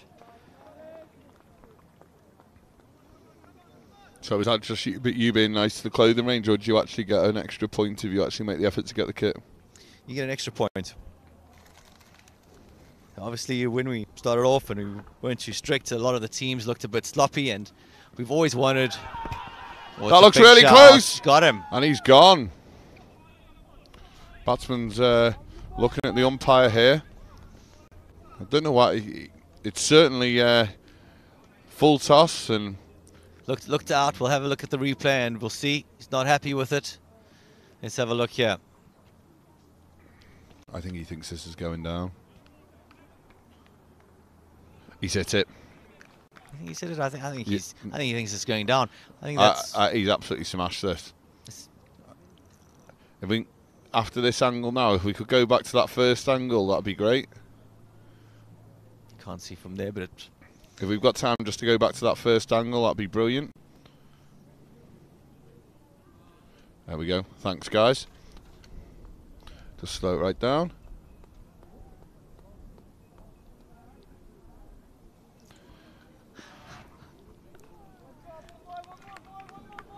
I'll be interested to see what he thinks there. I think there's a little inside edge, but if not, he thinks it's going down. I don't think there's too much wrong with it. It was definitely going to hit if he didn't get a nick on it, and difficult one for the umpire. But possibly a slight inside edge there. Hard to tell. Lee thinks it's not out. I'm on the fence here. I'm waiting for another angle. Well, I think David Hurst, when he either retires or gets out, is going to pop into the box. He was at the non-strikers, so he'll be able to give us a little bit of clarification there. Big moment in the game that. The opener's doing really well.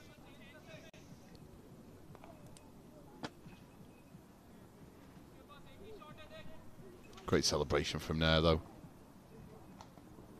So with the kit question, back to that, Lee, we want obviously to give the players that professional feeling and experience, and the kit's definitely part of that and part of the enjoyment of looking and feeling like a professional player.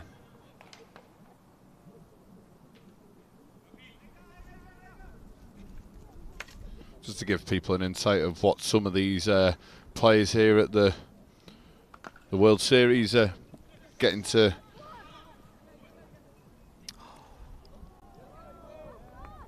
Great effort there, saved himself from a few blushes. Good recovery. So for the players in the World Series here, they've come to represent the country. They've got a couple of sets of kit with the name on, which is obviously fabulous. Just going to watch this closely here.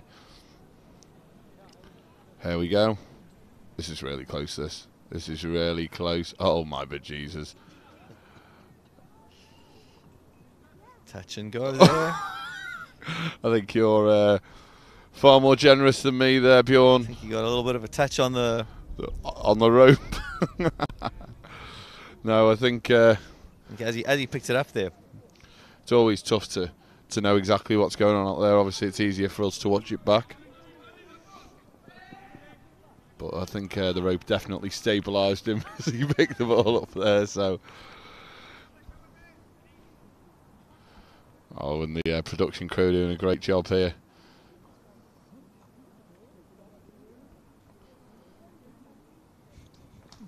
Online, on Facebook Live, if you want to give us your thoughts on both those decisions. Do you think the batsman was out or not? Do you think it's a good decision from the umpire, or did the fielder out in the DP and manage to cut that off, or was that a four? So Remember, it's all live on Facebook Live. Give us your comments.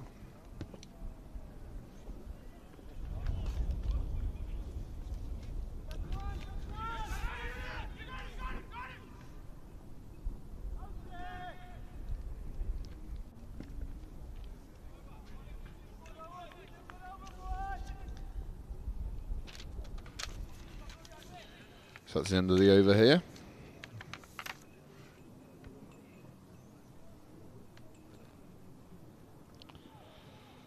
So solid start here. David Hurst to 14 off 9.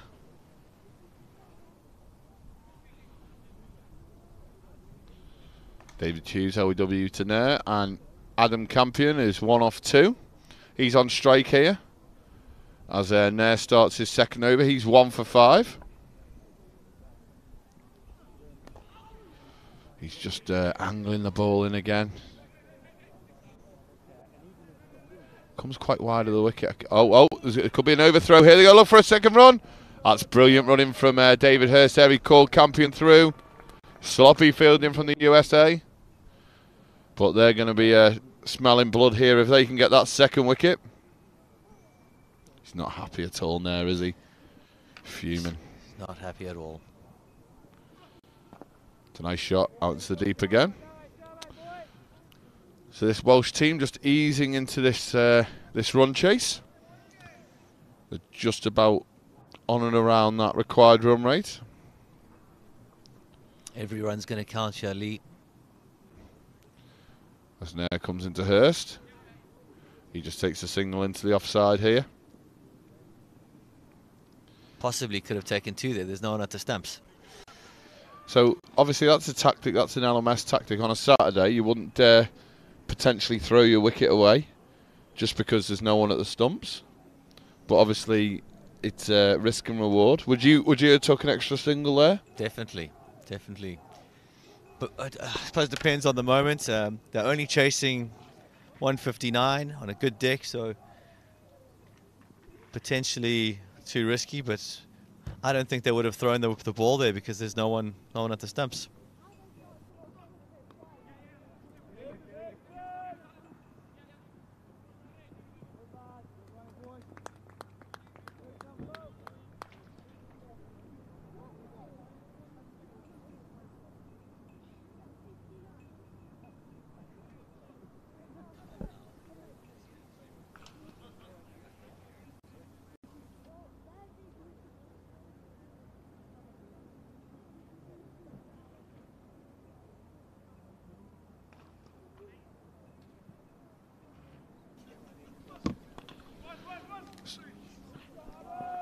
So that's a really good shot there from Campion.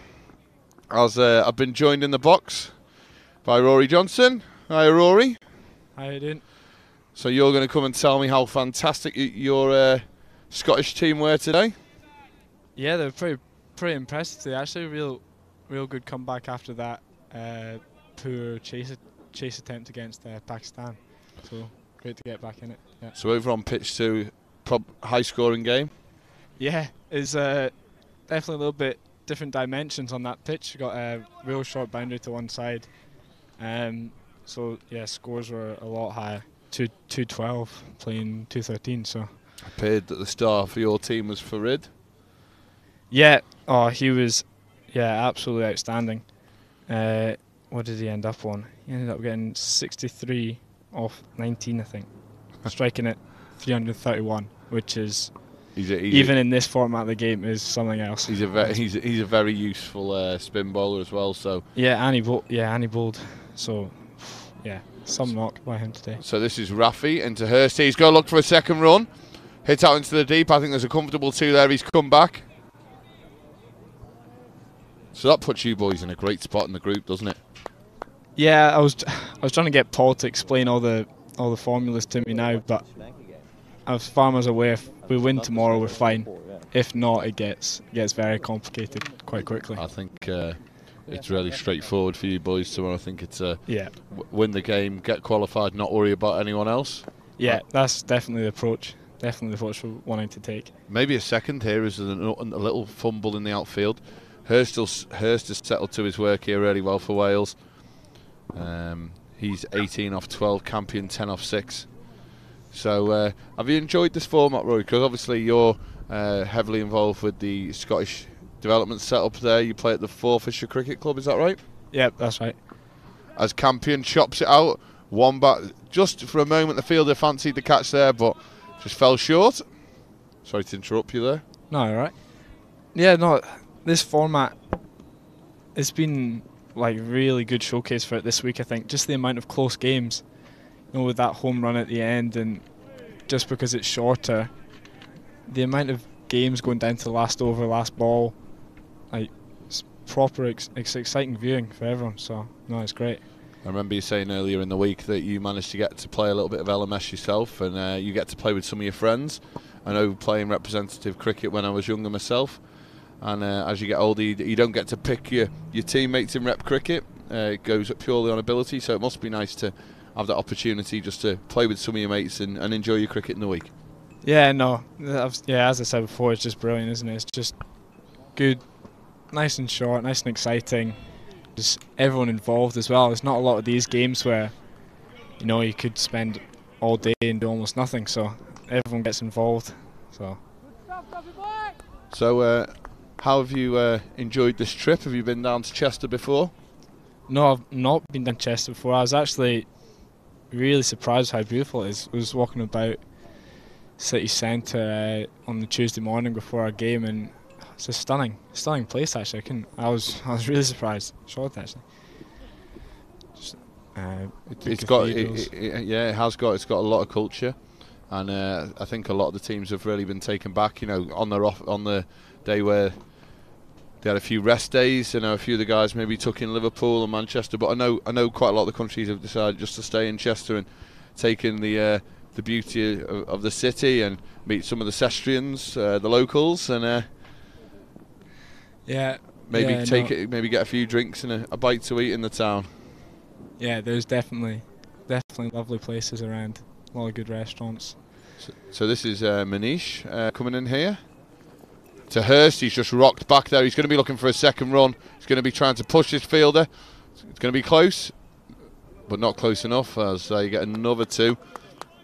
Hurst seems very much in control of this innings at the moment.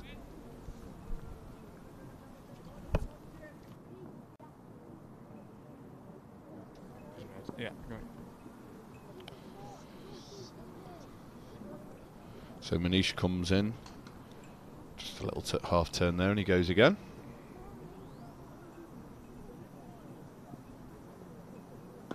Hurst comes down the wicket very forcefully. That is a fantastic shot. He's just opened his body out beautifully there, David, and he's smashed that into the offside fence. That's 4 more.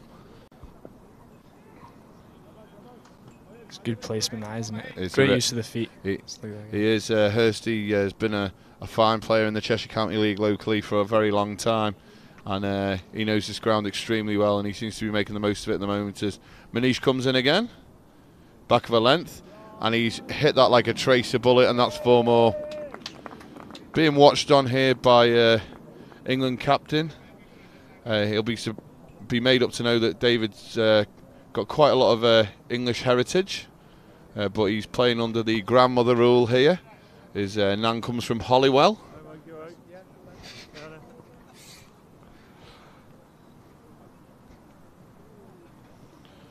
But I know his family are extremely proud that he's getting to represent his grandmother here, as he's raced on to 29. Manish has come round the wicket here, trying to close the angle. Comes round, and he's just been pushed out into the offside. So this is a really good start for Wales here. Both these teams looking to get off the bottom of the group here with their first victory. So you must think this LMS cricket's pretty straightforward. Scotland seems to have had a bit of an upturn in form since you've arrived. No, it is one that you've got to think about a lot. There are definitely different ways of going about it. It's not as simple as a lot of the guys think. Just come in and try and tee off from ball 1, because you know there's 6 fielders out on the boundary. That's more than you'd ever have on a Saturday or wherever your normal power play rules are. But 6 out on the boundary, it still makes it tough to hit. Have you managed to do much bowling? No, I've not managed to prize the ball out of anybody's hand yet. I'm still working on it. Do you bowl normally, or is that a work in progress? No, it's definitely a sort of batsman who thinks he can bowl part-time off his sort of situation there. Based on some of the teams, certainly the Welsh team, you definitely, if you're bowling off spin, you definitely get a bowl, because their mantra is definitely to take the pace off the ball. As Rafi comes in from the City Road end here, back of a length, hit through the line by Campion, goes out to cover, that's a single. So both teams here will know that this is a key part of the game here. I think this is a key wicket in Hurst. He's on 30 off 17. Run rate still around that 7.5, 8 and over.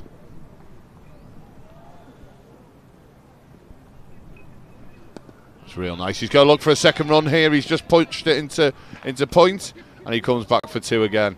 So you're talking about how people obviously learning, how LMS cricket works and stuff. This is certainly the case with the Welsh side. We watched them in their very first game, very much trying to play very much crash and bash cricket. And now in this game they seem to be a little bit more switched on, and they've barely played a shot in anger, and they've reached 50.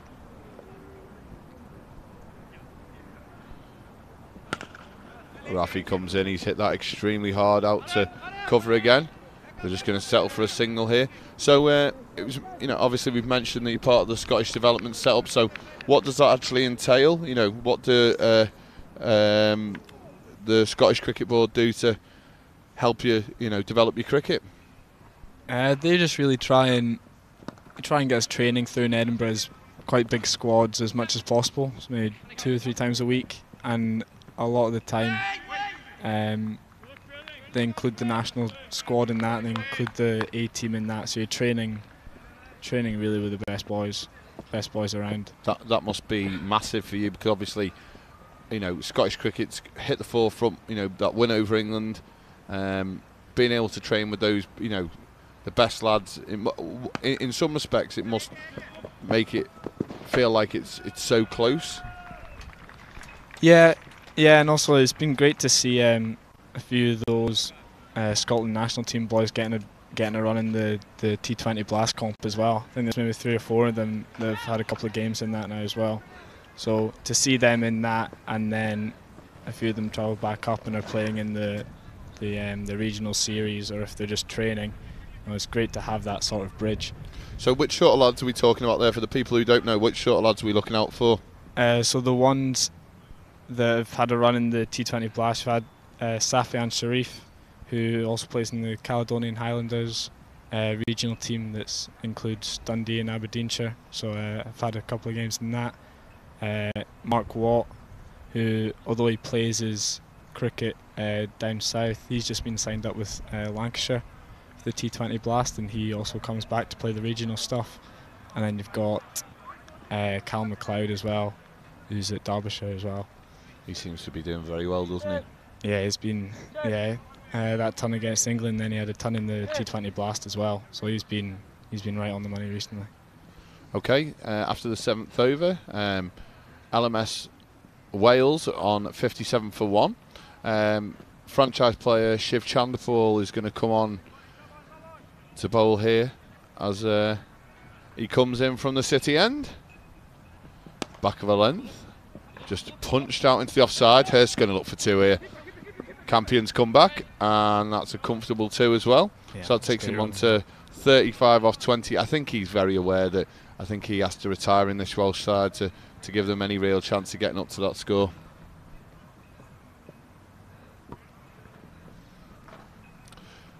So who have you got tomorrow? It's UAE on the second pitch again tomorrow. See, oh wow. I really hope the production team are going to be kind to the USA fielder here and not replay that, and they are straight away, as Hurst has just punched that out gently towards the offside, and that's well and truly going to make the bloopers reel, that.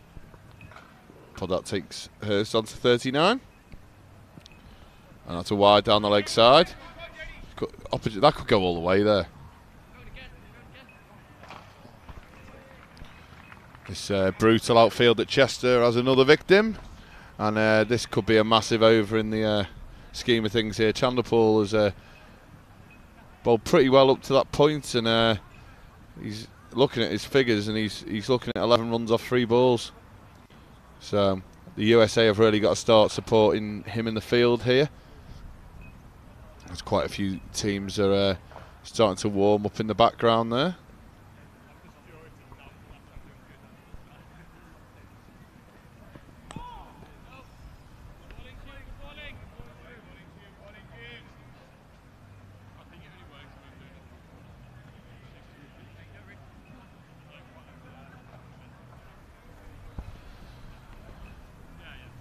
So Rory, what's the plan for you for the rest of the day? Hopefully just sit and watch these games. You know, sun's come out again. Where have they got you staying? We're actually in the Chester Uni student uni accommodation. That must be ideal for you as a young man. Yeah, it's very good. Just right Any in the middle family of members watching at home? I'm sure he's in good hands. I'm sure he's thoroughly been enjoying the university campus. Yeah, well, it's right there in the city centre. You walk around the corner and you're basically on the high street, so it's ideal location-wise. That's fantastic. But what's been pleasing for me, mate, obviously I saw your first innings the other day, which was unbelievable. We saw the catch. Did many people at home get to see that catch? Oh, it wasn't a catch, actually. It was a catch, and then you threw it back in, stopped the 6. Like Fraser Watts actually panned himself on here and said it was his fault, that he should have ran round and made the double play, and then you had a chance of winning some free hit. Yeah, well, even one of the boys just walking around the boundary actually politely reminded me that I probably could have thrown it back into Fraser, which yeah, I don't know. Everyone's got their opinion, don't they? He didn't blame you at all. He actually blamed himself. Fair play to him. But no, it certainly was one of the plays of the tournament. As Campion hits it big here into the leg side, and that's 6 for the Welsh team. As there's a massive roar coming from the boys sat down over there. But what I'm going to do is, obviously we've got a big game later on with England, and we're very lucky that the England captain's just stood behind me here. So Rory, I'm going to love you and leave you, and hopefully you maybe pop into the box a bit later on. But congratulations to you and the Scotland boys, and I'm sure everyone back at home will be watching tomorrow to make sure that you can get over the line and qualify. Perfect. Cheers. Thanks very much. Okay.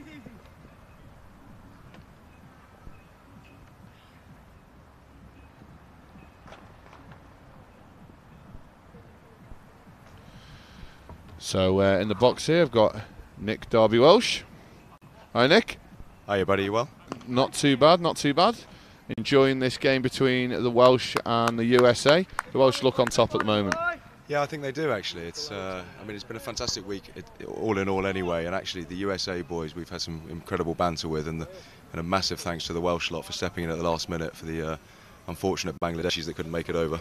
Yeah, we spoke briefly about that before, that the Bangladesh boys obviously because of visa problems couldn't make it, and hopefully in 2 years time everything will be in place, and the Bangladesh team will be able to take their place in this tournament. But the Welsh have certainly not let themselves down, and they've grown into the tournament, and I think as the week's gone on we're seeing a far more streetwise outfit.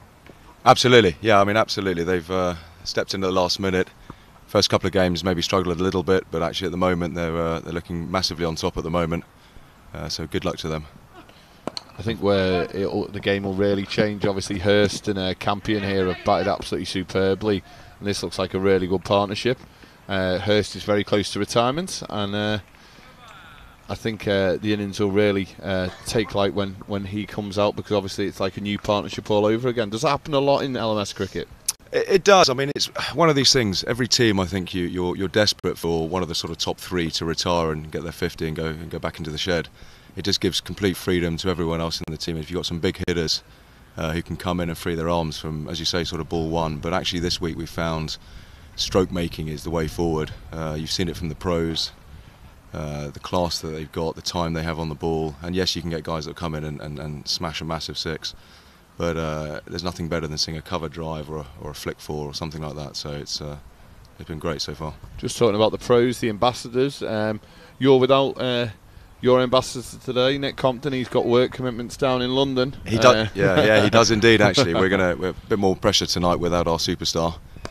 He looks like he's been a real good bloke to have around the group. I've had the pleasure of having him in the box a couple of times, and he's really switched on to what's going on here. Yeah, I believe he's super keen. I think he before the week started, I don't think he understood sort of the importance of it in some respects, and thought it was going to be a bit of a jolly. But I think as soon as he's turned up, he's had absolutely fantastic banter with the boys, not just the England boys, with all the teams here, and is thoroughly enjoying playing for England again.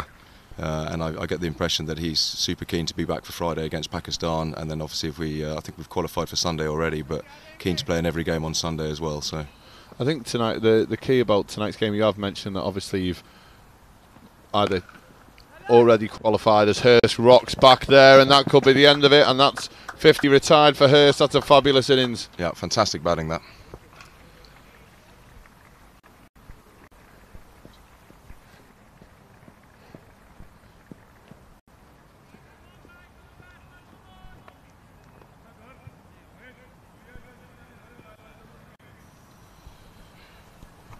So Dave Hurst retires here, and as per the other day, he's going to just jump in the box. Nick, you're going to come back to me in just a moment's time. No problem. And he's just going to explain to me what's going on out there. Well batted. Well batted, sir. Yeah. So Dave walking past the England captain there. He could have been so different for him, but he's in the Welsh red today. So well batted, buddy. Thank you. So well batted, David. Thanks, Lee. Thank you. Yeah, looks like a very different Welsh batting effort today. It looks like you're thinking about it a little bit more, trying to keep the ball on the carpet. Yeah, I thought that was the plan, but I thought they bowled quite tight early. I didn't really think there's much value in trying to whack it out the ground. The outfield's so quick here, so if you get it either side of the field and hit it fairly well, it's probably 4. So I think that was the better ploy today. Well, there's definitely a couple of shots worth watching back tonight. You've hit a couple like a tracer through extra cover there, and you certainly struck up a great partnership there with Campion.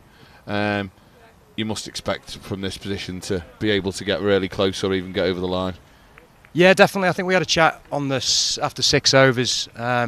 We're thinking, do we look to go for the bonus point? But to be honest, I think it'd be really, really difficult to do that. So we were just trying to tick it along and hit the bad ball when it came. So you boys bowled extremely slow in that first innings. Shiv Chanderpaul came out and obviously commented that he was finding it extremely tough. He obviously hasn't faced off-spin quite of that pace in first-class cricket. Was there a definite ploy from the Wales boys to take the pace off the ball? I don't think we had much choice, to be honest. Yeah, on Monday when I last played, I think we had 5 off-spinners. This time I think we had 3, and we had a bit of variation today, didn't we? So just looking at the economies at the moment, the USA, nothing really to shout about at the moment. Only Nair really who's got the wicket, 1 for 25 off 3, but the rest of the bowlers with no joy so far, and it's looking relatively comfortable at the moment for the Welsh side. They're going to, definitely look to have to get some wickets. Looking at Pool B, David mentioned the bonus point situation. I think the Wales side are probably really, if they put the foot down now, they may have a chance of getting the bonus point and give themselves maybe a little half chance, a glimmer maybe of qualification. So if we do, for example, Lee, what's the point situation there then? What would we get if we get it inside? Well, is it 15.4? Yeah, well, the thing is that what you're trying to do is basically take the 2 points off the opposition side. Yeah. So, realistically for both sides, 2 points is no good to either of you at the moment. So that would be my thought, that for the Welsh side, obviously you're going to take a pot around, and I'm going to get Nick back in a second, and hopefully you'll be able to join me later on when you've finished the game. Certainly it'd be well worth you guys maybe looking for that bonus point, because I think you're going to struggle to qualify without it, or without them. But no, you look like you really enjoyed yourself out there. And are you available tomorrow? I'm available tomorrow if the weather holds up. Yeah, definitely. I think it's a 4 o'clock kick-off for us, I think. Was the wicket. Was the wicket. Adam. So all of a sudden, me and Nick were just talking about this. You've retired, a big wicket at the other end, and momentum shifts. Yeah, no, definitely. I think I'll get round to my teammates and give them the pads. Okay, cheers, mate. Good luck. Cheers, Lee. Thanks, Dave. Cheers, boss.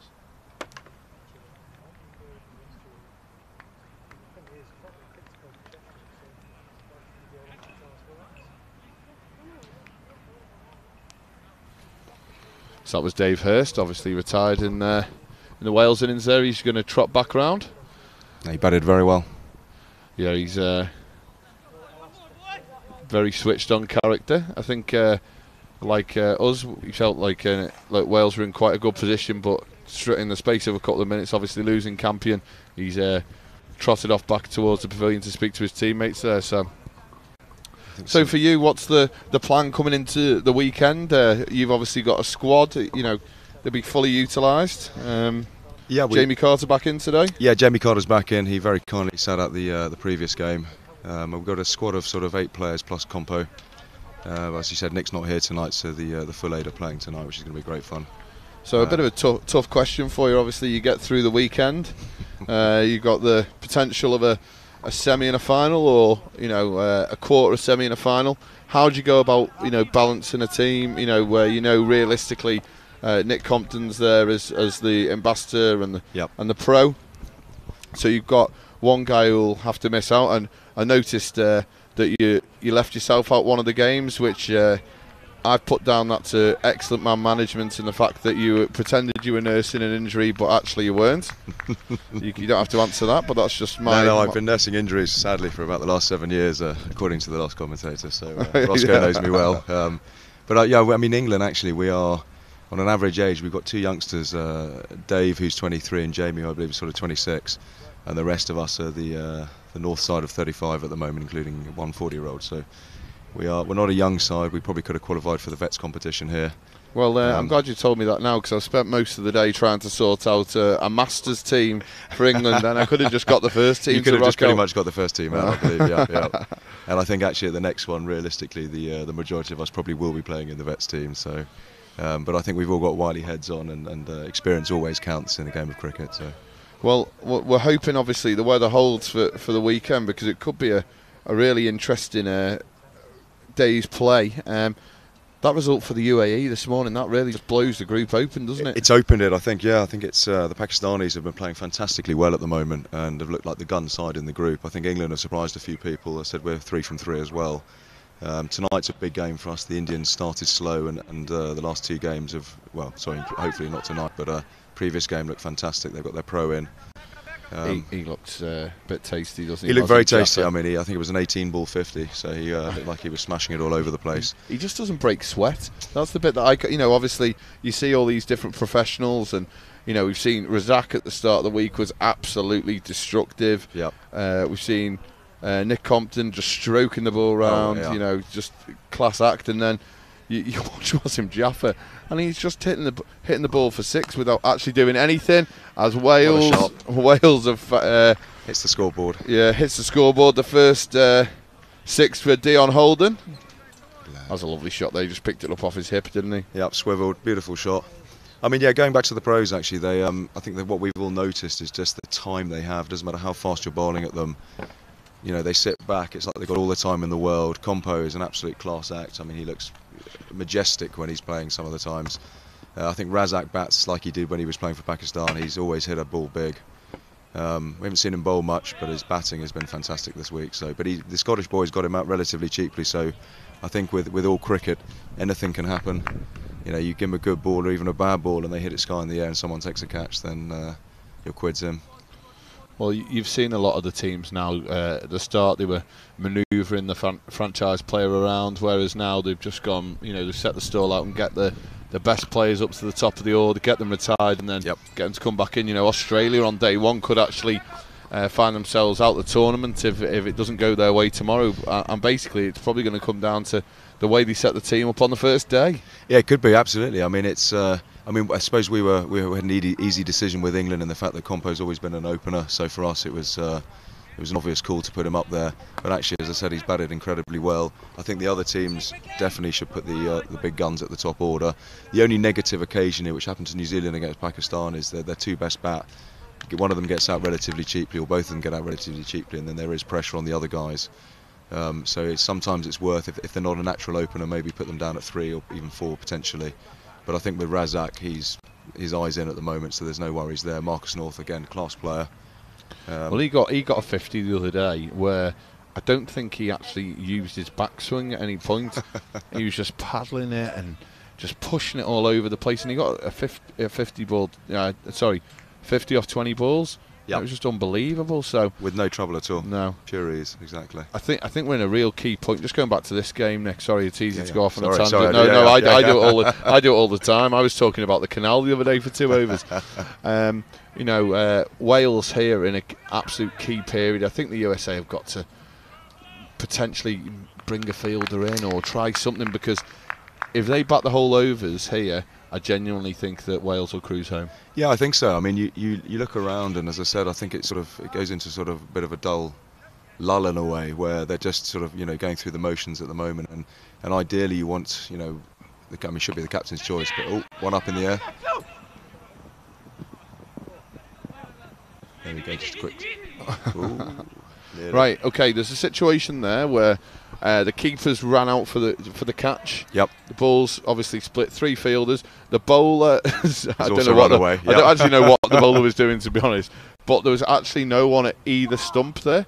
So you, as someone like me, who's maybe more powerful and quick, are you going to try and steal a single there, or do you think that it's not a risk worth taking? I think a few years ago, definitely, I would have gone for a steal. I think we've discussed this actually for the last few seasons, that if especially when you're hitting the ball, incredibly high in the air, there is a bit of time under it.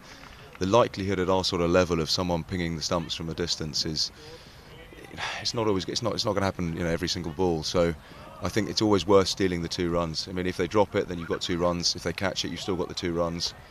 But of course, you don't want the double play. Of course, so your mindset, it must actually help you cricket on a Saturday, that another misfielded for. The USA are having an absolutely torrid time in the outfield here. Yeah, I think they need the captain to cheer up the troops here, give them a bit of support, get everyone back on side again. Because it must be tough, because obviously you take a wicket. I've obviously seen. On cue here, I know. There's some interesting celebrations in your side. The Aeon celebration, yes. That's been going on for a few years. Originally we had a gun back called John O'Bean, who's actually in Australia these days. And it sort of started with him and one of our other guys, a guy called Blake van der Linde, who's obviously playing here today, my vice captain. And it's now taken off to every time we do a celebration, every time sort of a catch or a bowl, we try and bring it onto the pitch. It's the sort of the mule celebration, a little drag back of the foot. It's probably also a good way of actually just getting the boys in as well. Oh yeah, it gets everyone pumped up, I think, definitely. And as I said, we've sort of brought it into the England team a little bit here as well. I mean, we're very lucky in the England team. Everyone's getting on like house on fire. It's fantastic. How's that worked? Because obviously some of these sides have come over, they're on tour. You get the experience in the airport and on the coach and in the hotel. That first day or so, how have you managed to knit that group together? I think we've been very lucky. We've got some fantastic personalities in the team. I mean, we've obviously mentioned Adil, the quick bowler. He's turned up and is a breath of fresh air. He's a fantastic boy. But even Dave, the youngster, Dave's been here. So we've got the youth in here. He's an absolute intellect, apparently, one of the local boys. So there's a lot of banter, a lot of mickey taking, but it's all in good spirit. We've had a WhatsApp group, an England WhatsApp group, for probably the last 2 or 3 months, and people joining. So I think the general banter and fines meetings has been talked about and mentioned before, and I think everyone knows what's going on. So, and we're very lucky that everyone is a great cricketer and a great cricketing brain upon them. So captaincy is generally easy. Wow! So keeper could have reacted there. Rafi has just got himself in position as the bowler there to celebrate, and the ball's just popped up above JD's head here. I don't think he saw it where it went though. Yep, keepers. Oh. All I'd say is that people who fielded at short leg or keeper with a helmet on, there is nothing worse when the ball goes over your head, because you do lose it. Yep. So not speaking from any wicket keeping experience, but as a slightly slightly larger fielder and batsman, I do sometimes get put under the bat pad area, and the ball has gone over my head a few times. You do get a bit of a slightly unsighted moment, but I think it's almost impossible to pick it up, and if you're even misfortunate enough for it to bounce off your head or shoulder, then I've just spotted Blake van der Linde's just come past us, Nick. Am I right just to absolutely jump him in for a few comments? But it's been an absolute pleasure, and thank you very much for having me. Well, hopefully as a patriotic Englishman, I'll be looking forward to seeing us sail to the top of the group. Let's hope so. So I can tweet Ali from Pakistan, who's I don't know if you've heard him on the commentary. He's absolutely unbelievable. He's been great fun, yeah. As Dion Holden just hits the ball down the ground, he's just starting to motor here. He's hitting the ball beautifully. But it's been great speaking to you, and hopefully I'll speak to you tomorrow. Lee, many thanks, pleasure.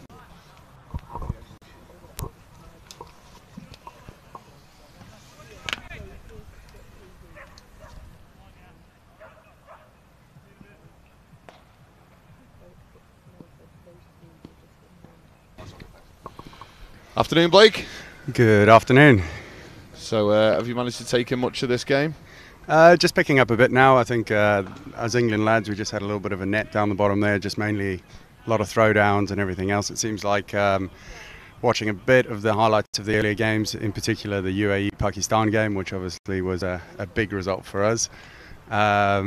Just seeing, obviously we're on a different track, it's going to play slightly differently. Listening to Compo on commentary, it's a little bit less of a turning wicket currently. I think it should stay that way all the way throughout the day. I don't see it changing much.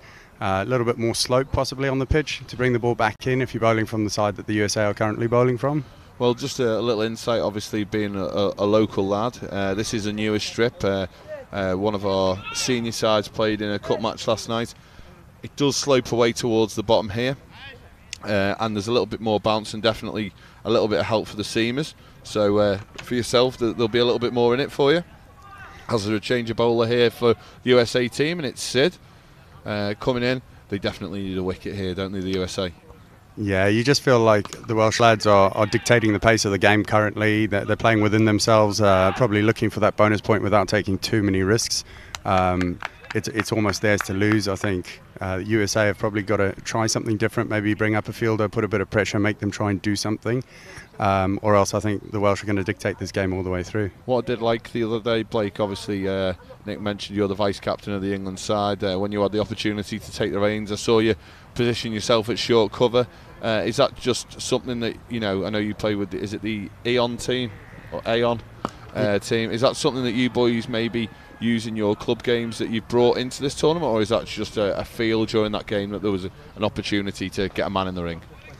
It is something that we tend to use quite a lot. We're again, Aon are quite pace-driven. A lot of boys who bowl seam up, a couple of spinners that come in. But I think it was also the opportunity there. I think we've seen, this is international cricket, although it's amateur, it's international cricket. Great shot there through mid-wicket. Half-tracker, though.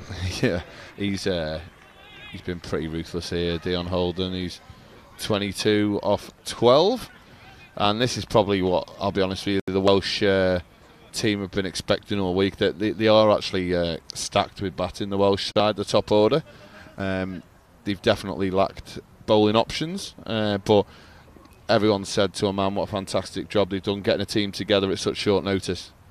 Yeah, I mean, these guys, I think they've had, what was it, a week's notice? Oh, another misfield there by the USA. Just overrunning it there, Rafi, and again the Welsh, they're putting him under pressure there, looking for the two. And he's come up short, little slip, but I don't think it was that bad. I think he's just missed that one. So obviously this is your first time up to Chester. Yes. What have you got any thoughts on the setting here at Chester Boughton Hall? Oh, what a phenomenal setting. Pretty blessed. I mean, there's not a lot of cricket clubs down in London where you'd have two full pitches playing. So yeah, it's been spectacular. The bar's been great. I think we drank them out of house and home over the opening evening, but back on it now, and a lot of the locals coming down. It's really, really great to have some local support. I think in that New Zealand game, it factored in quite a bit to create the pressure and give us the opportunity to claw that game back and win it. Yeah, the atmosphere towards the end of that England-New Zealand game was really special down here. Just as the lights started to go down, I know you England boys have been discussing the scheduling with the organisers. You've been put on the late match every day. Obviously that gives you the opportunity to have a bit of a lie-in, but the downside on that is that the light right towards the end of that second innings can be a little bit less than ideal. How do you think you'll be able to adapt as finals day kicks in on Sunday and actually having to play, earlier in the day?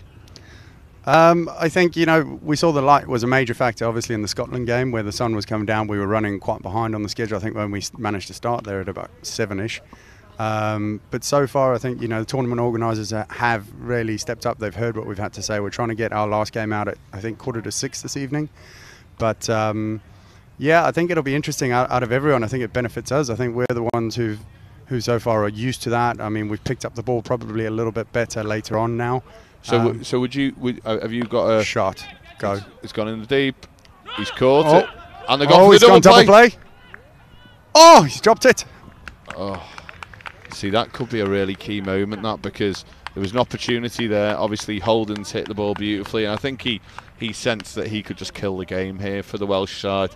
And there was an opportunity for a double play there. I think is that Shiv Chanderpaul out there? No, it isn't. Not. No. Oh no. It's a good dive. It's got him home. It was a really good dive. But for you, Blake, obviously we've been lucky enough to see that you've got quite a lot of support at home. I know, is it Selena? Yeah. Who keeps on messaging on Facebook Live. Is it something that the families and your friends are following back at home? Yeah, I mean, I've got loads of obviously the Aon boys and mates down in London who are streaming on pretty much all day. Let's just say any fumbles or mistakes or punishable sixes are replayed daily. But it's been great, I've seen so many people who I haven't spoken to in a while also just log on, through Facebook, joining on Last Man Stands, following the page from there, the live cricket. It's been really, really great to have that kind of support. And I've also got some family back in South Africa who've been streaming in and watching that. So it's been great. As Manish carries on, he's 2 for 23, halfway through his final over here. Do the Welsh have Do the Welsh have to do anything special here, Blake, to see themselves over the line, or is it a key moment here for the USC to maybe just see if they can get a few tight overs in? I think this is a big over in the game, if I'm honest. This is over 16. There's still 31 runs to be chased. You don't really want to be taking this too far down. You don't want to be going to 18, 19, 20, needing 7 or 8 and over. That's exactly the same situation New Zealand were in. I think the Welsh really need to try and pick up 2 boundaries in this over. But as you said, the bowler's bowled incredibly well. I was watching him quite vigorously earlier. He's the one that he clean bowled and win was obviously the straight offie, but he's also got a little away swinger and a little dart. And with this angle of the pitch, it's just playing up a little bit, and it's not as easy to hit, even though you have that inviting leg side boundary. So obviously we spoke about the slope earlier on. You've had the opportunity to bowl from both ends now. Have you worked out maybe for your England bowlers which is the best way to attack the 2 ends here at Chester? Yeah, I think, we had a little play with opening up from this side of it in our second game versus the UAE. Found it was a lot of hard work for the fast bowlers actually coming up this hill. It probably just slowed up a deal a little bit, although you wouldn't have seen that in the New Zealand game. But overall, I think if you're going to bowl your quickies from one end, it might be from the top, especially today with that slope. Someone like Adil who's coming in at 80 plus. There's opportunities there for that ball just to nick back in and possibly bring LBW into play. Well, the thing is as well, just looking at the flag of St George going very, very vigorously, and the clubhouse there, it's coming down from this City Road end, our commentary position. So Adil's going to have a little bit to think about here, because I know he likes to win behind his back. There is a lot more bounce on these bottom strips. Yeah. So, potentially he may have to just bite the bullet here and come from the unfavoured City Road end for him. If I'm honest, when you look at it, that was something I was actually lying down on the ground having a look at the slope running up, just trying to see how vigorous this uphill was. Actually, I think my suggestion to Nick would be have a chat with Adil and see how he goes. Great shot straight down the ground there. He's put it in the slot, but really well done. This could be the over that the Welsh are looking for now to get away. That's the first boundary. I think they'll look for another one here, and that should technically get them pretty much home and dry. Having one man in the shed definitely helps. The only problem with the one man in the shed now is that obviously they've only lost the 3 wickets. It's almost too far out for him to be effective, surely. Yeah, I guess when you come back in that situation, the problem is you've got to play a different brand of cricket there. You're coming in the last few overs. If you might need, 8 or 10, 1 or 2 balls to get yourself in, suddenly pressure's on. I think, yeah, you'd back the guys to stick around, hopefully. That's a good shot. That's a great shot. There. Definitely 2 there. The USA have been sloppy in the outfield, but the one thing they seem to have done here is they've got the right people in the right places. Shiv Chanderpaul's He's calling the shots out there now. Yeah, I can see it. He's patrolling the biggest part of the ground now. I think he, like all these marquee players, as much as they want to smile and make it as enjoyable as possible, the natural cricketer, yeah, the competitor comes out. So the USA there concede 2 more runs. It's a big over now. Well, Blackwell's on 19 off 17, and Geary's 1 from 1. It's just such a big period in the game here. See, with 3 overs to go, this is the big over.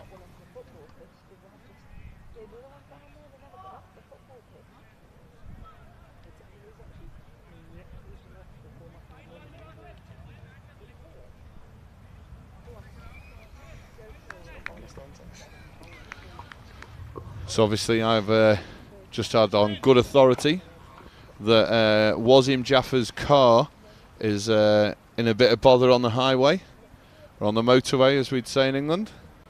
So for you, Blake, maybe a slight delay in the start time to allow Wasim to arrive and have a nice warm-up, maybe a bite to eat and settle into the game? I'm guessing we're having a bat and they're fielding with 7 as far as I'm concerned. Wasim, if you can hear, mate, you better start running, pal. I'm not holding off for that. No, seriously, that's not great. And obviously we're excited to play Wasim. He's come out and he's played a really aggressive brand of cricket with the bat. And, obviously, for those that don't know, Compo's not going to be playing for us today. We're going all out, so the marquee players away for this one, and we're quite excited at the opportunity as a team to step up and really, play our brand of cricket and get another W, and that should definitely secure at least 2nd spot, and then take on Pakistan tomorrow. But India, they're a strong side. I don't think they've fired at all cylinders so far, so and we feel the same way. So it should be a good game. The game between you and Pakistan is something, I'll be honest, I'm looking forward to, because definitely been, in my opinion, the 2 strongest sides in the group, or the 2 most consistent sides in the group. Pakistan have been extremely consistent up to now, and what I was going to say, we've just seen a miss stump in there. Blackwell's had a good rag at that one. Yeah, he's had a real go at it. Kitchen sink.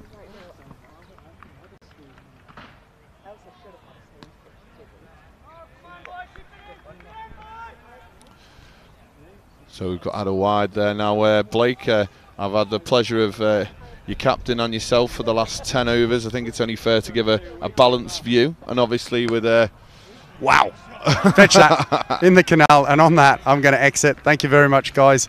Look forward to putting on a good show later, and may the best team win. Good luck, mate, and wish you well.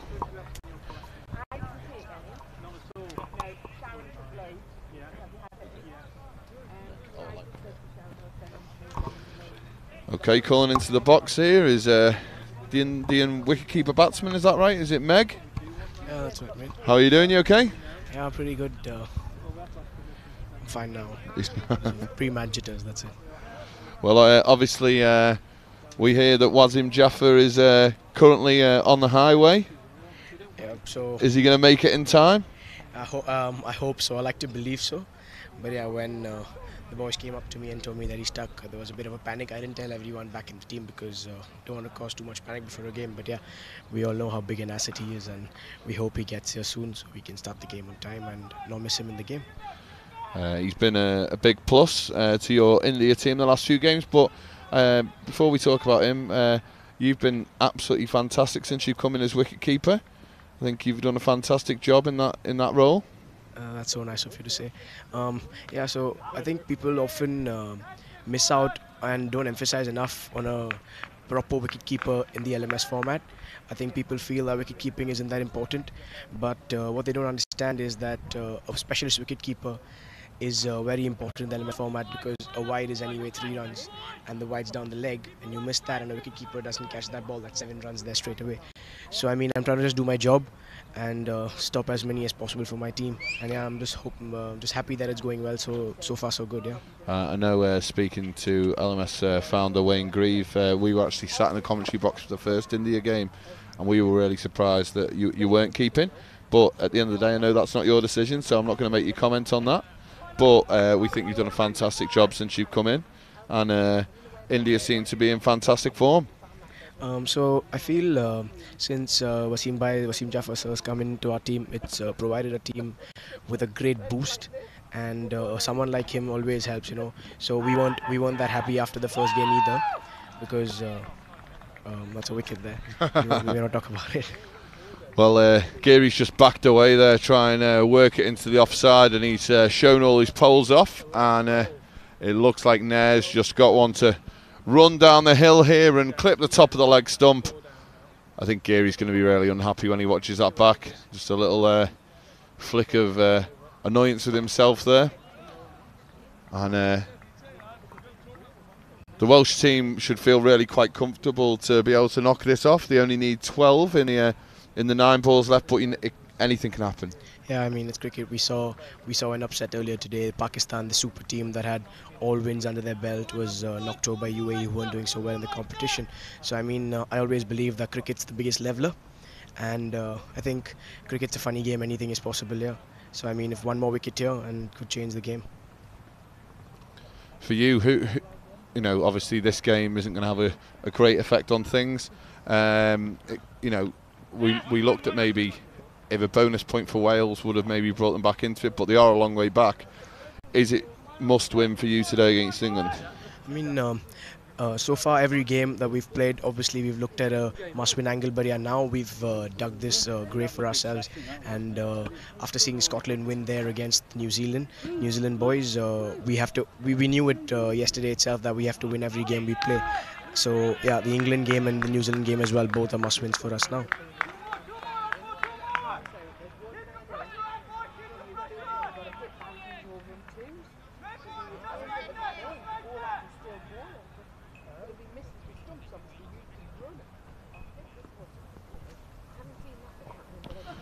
As he comes in, that's another dot ball.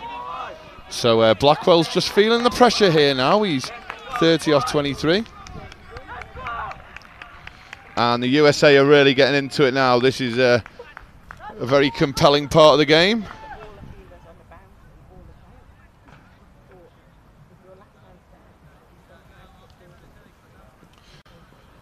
So as Nair carries on, he's in his final over here. It's a low full toss. The umpire looked at the square leg there, but nothing came. And that's 2 more. So, Meg, obviously, this must be really exciting for you as that ends the 19th over. We're just going to quickly squeeze in here. How did you manage to get here, and what was your journey? So we weren't very aware of the LMS tournament as cricketers back in Mumbai, but Sachin Bajaj, who's the head of I think LMS back in Mumbai and who brought LMS to Mumbai, he approached our club and asked us if we want to send a team for the LMS. And we did very well in the Mumbai rounds. We won the Mumbai rounds and reached Goa. And my brother and I both got picked because of our good performances in the Goa tournament. So Sachin Bajaj was very kind enough, and he said according to him it was a responsibility to send us to the UK and make us play this tournament as a part of the World Series. So I would like to really thank Sachin Bajaj for providing us with this brilliant opportunity to come here and play cricket. And I would like to thank my club, PJ Hindu Gymkhana, as well, because without their efforts and obviously Mr. Bajaj's efforts, I wouldn't have been here today playing this tournament. So first ball, sorry to jump in there, first ball of the last over here, there's been a misfield, but it's still only 2. It's Chanderpaul that's going to be bowling this last over. He's only got 9 runs to defend, so that leaves 7 off 4. We've also got the home run ball as well, Meg.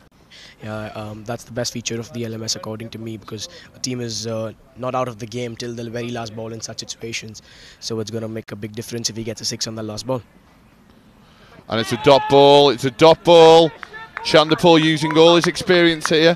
I'll be interested to see as a wicket keeper.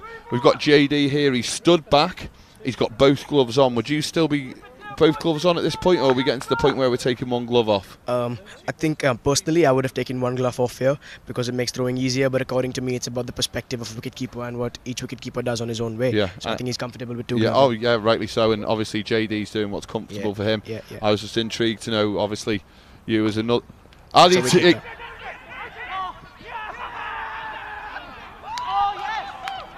Oh, right. Okay. I'm seeing a double player.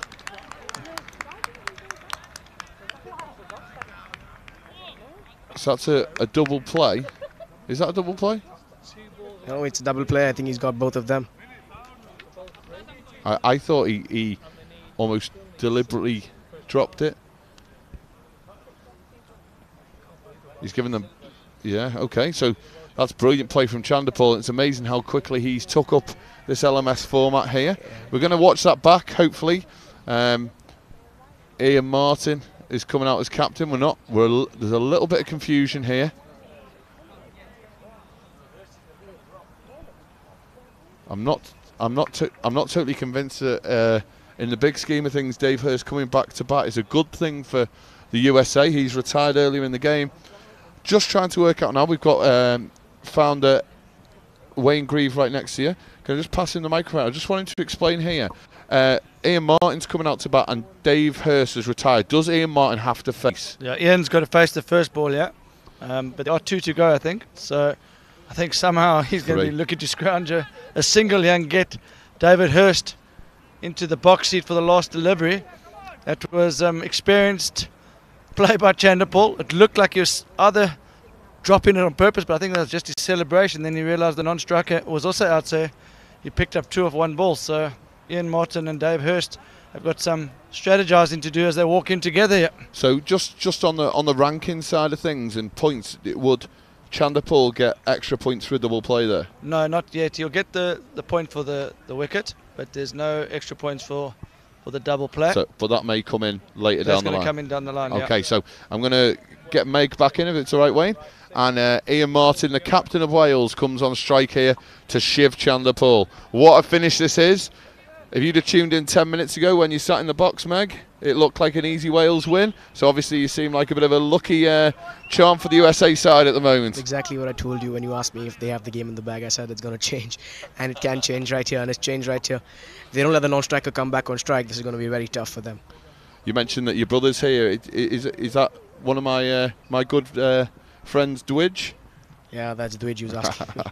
But how much time it's going to take. Right, well, Chanderpaul there has just made it very clear to David Hurst that he cannot back up that far, and he's warned him, and there could be a potential man-cad there, and this could get very, very exciting quickly here. He's gone straight, it's gone out into the deep. I think that well, I actually thought he may come back for the second there, but Hurst is going to take the responsibility on here. He needs 6 off 2 balls. 1 ball, 1 ball. 6 off 1 ball. So this is unbelievable stuff here. He just needs 6. Well, people may say, well, it's 6 to win. Actually, the 6 doesn't come into it here. It's going to be 12 or nothing here. The one thing that Chanderpaul can't afford to do here is bowl a wide. So we're going to be watching closely for that. Because the wide will bring the tie back into play. Hurst is known as a fantastic stroke maker. Now, personally, I think he's going to be looking towards this leg side boundary here. He's going to be looking to get down potentially on 1 knee and whip it somewhere in this leg side region. And I think this boundary is a little shorter today as well because the wickets move this way. So yeah, that makes sense. It makes a massive difference. Obviously, I don't think he's going to look to go through the offside here. But I feel with the experience that Shiv has, he's got to bowl a good one here. He's bowled a good over. I think he's going to look to end well. Umpire's just asking them to quicken up play here as the game's ground to a stop here. But it's all on this last ball. One of these teams is going to get a W, and the other team is going to remain without a win as Chanderpaul comes into bowl to David Hurst. Backwell length, it's a dot ball. Chanderpaul can complete the run out, and the USA have come back from nowhere, and Wales have lost their 4th game in a row. Unbelievable, Meg. like I told you, cricket can change at any time. Here we have the best example of how a game can turn on its head. That's a brilliant comeback from Shiv. And probably just again a little bit of naivety from the Welsh batting there. They got into a fantastic position with about 4 overs to go. They just ground a few too many dot balls out. And then all of a sudden, you know, there's a lot of pressure on the guys coming in. That's exactly the challenge that LMS poses to you, and they've dug a grave for themselves here, and they were on the upper hand for almost throughout the game, but here we have the result, and there's another surprising win today. The USA boys have finally done it and done well. Well, fantastic. I know that you won't be able to stay with me much longer because you need to get over and get ready for your game. That's right. Even as an English fan, I wish you all the best, and I think you've been a breath of fresh air for the India side. Thank you. Thank you so much. I wish you all the best as well, and you've been doing a great job in commentary along with your mate. So that's a great job you're all doing. I thank you guys for it. Okay. Cheers, Meg. Thank you. Cheers. So that there is a fantastic comeback from the USA. They beat LMS Wales in a game that looked like it was done and dusted. Despondent David Hurst there, he batted brilliantly before he was retired, and then he had to come back in for 1 ball and hit a 6. That is very tough, whoever you are in the world, and he just couldn't quite do it. Shiv Chanderpaul showed all his experience as he got his USA team over the line, and he'll be delighted with that. And that will take them off the bottom of the group and put the Welsh in their place.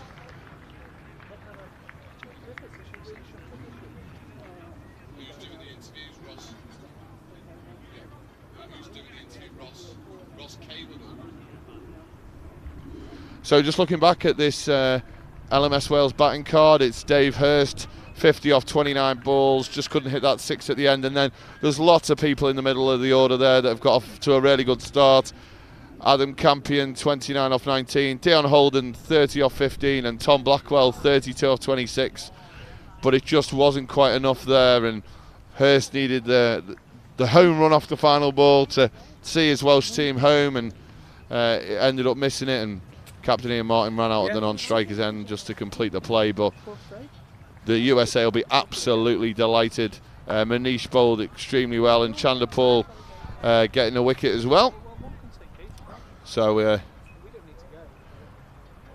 Kesakara Mahesh there, 2 for 25, and Nair with 2 for 28 with a pick of the bowlers, and then Shiv Narayan Chanderpaul bowling that final over, 4 overs, 1 for 31, but more importantly managing to protect those precious runs at the end of the innings.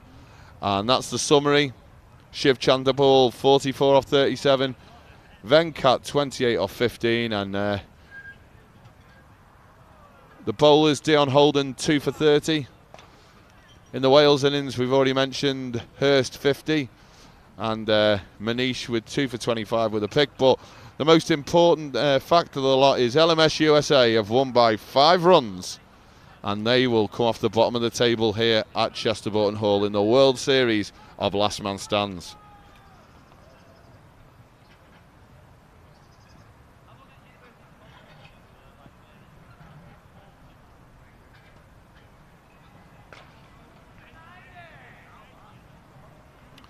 So as we're waiting for Ross Kaywood to get the people together at the end of the game, it looks like he's going to get Shiv Chanderpaul and Dave Hurst together at the end of this match and have a little chat.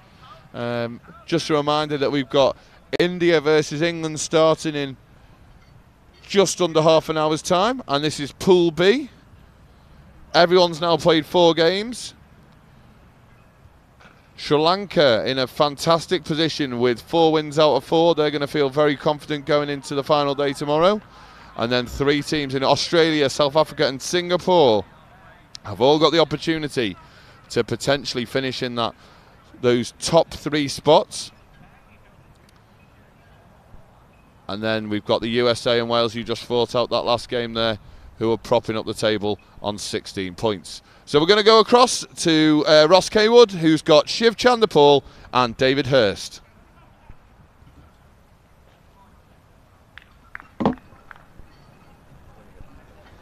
Good afternoon and welcome back to Chester. The USA-Wales game has just finished, and what a cracker it was. Got Dave Hurst on my left here on the losing side, but well batted. How'd it go? Cheers, yeah, thanks very much. Bitterly disappointing to lose. I thought we were in a really good position all the way after getting a good start from the first 6 overs. So disappointed, but well done to the USA and Shiv. Thanks for it, Dave. On my right here, I've got a living legend, Shivani Chanderpaul, who just got a double play. How did that go?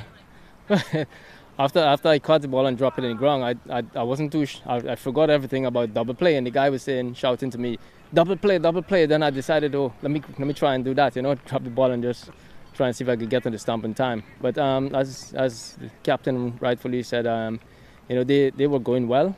They were going really well, and at one point you think they had the game in their hand, and cricket, anything can happen. We just had a couple of good overs, and we came back into the game and pressure in the back end and help us to win the game.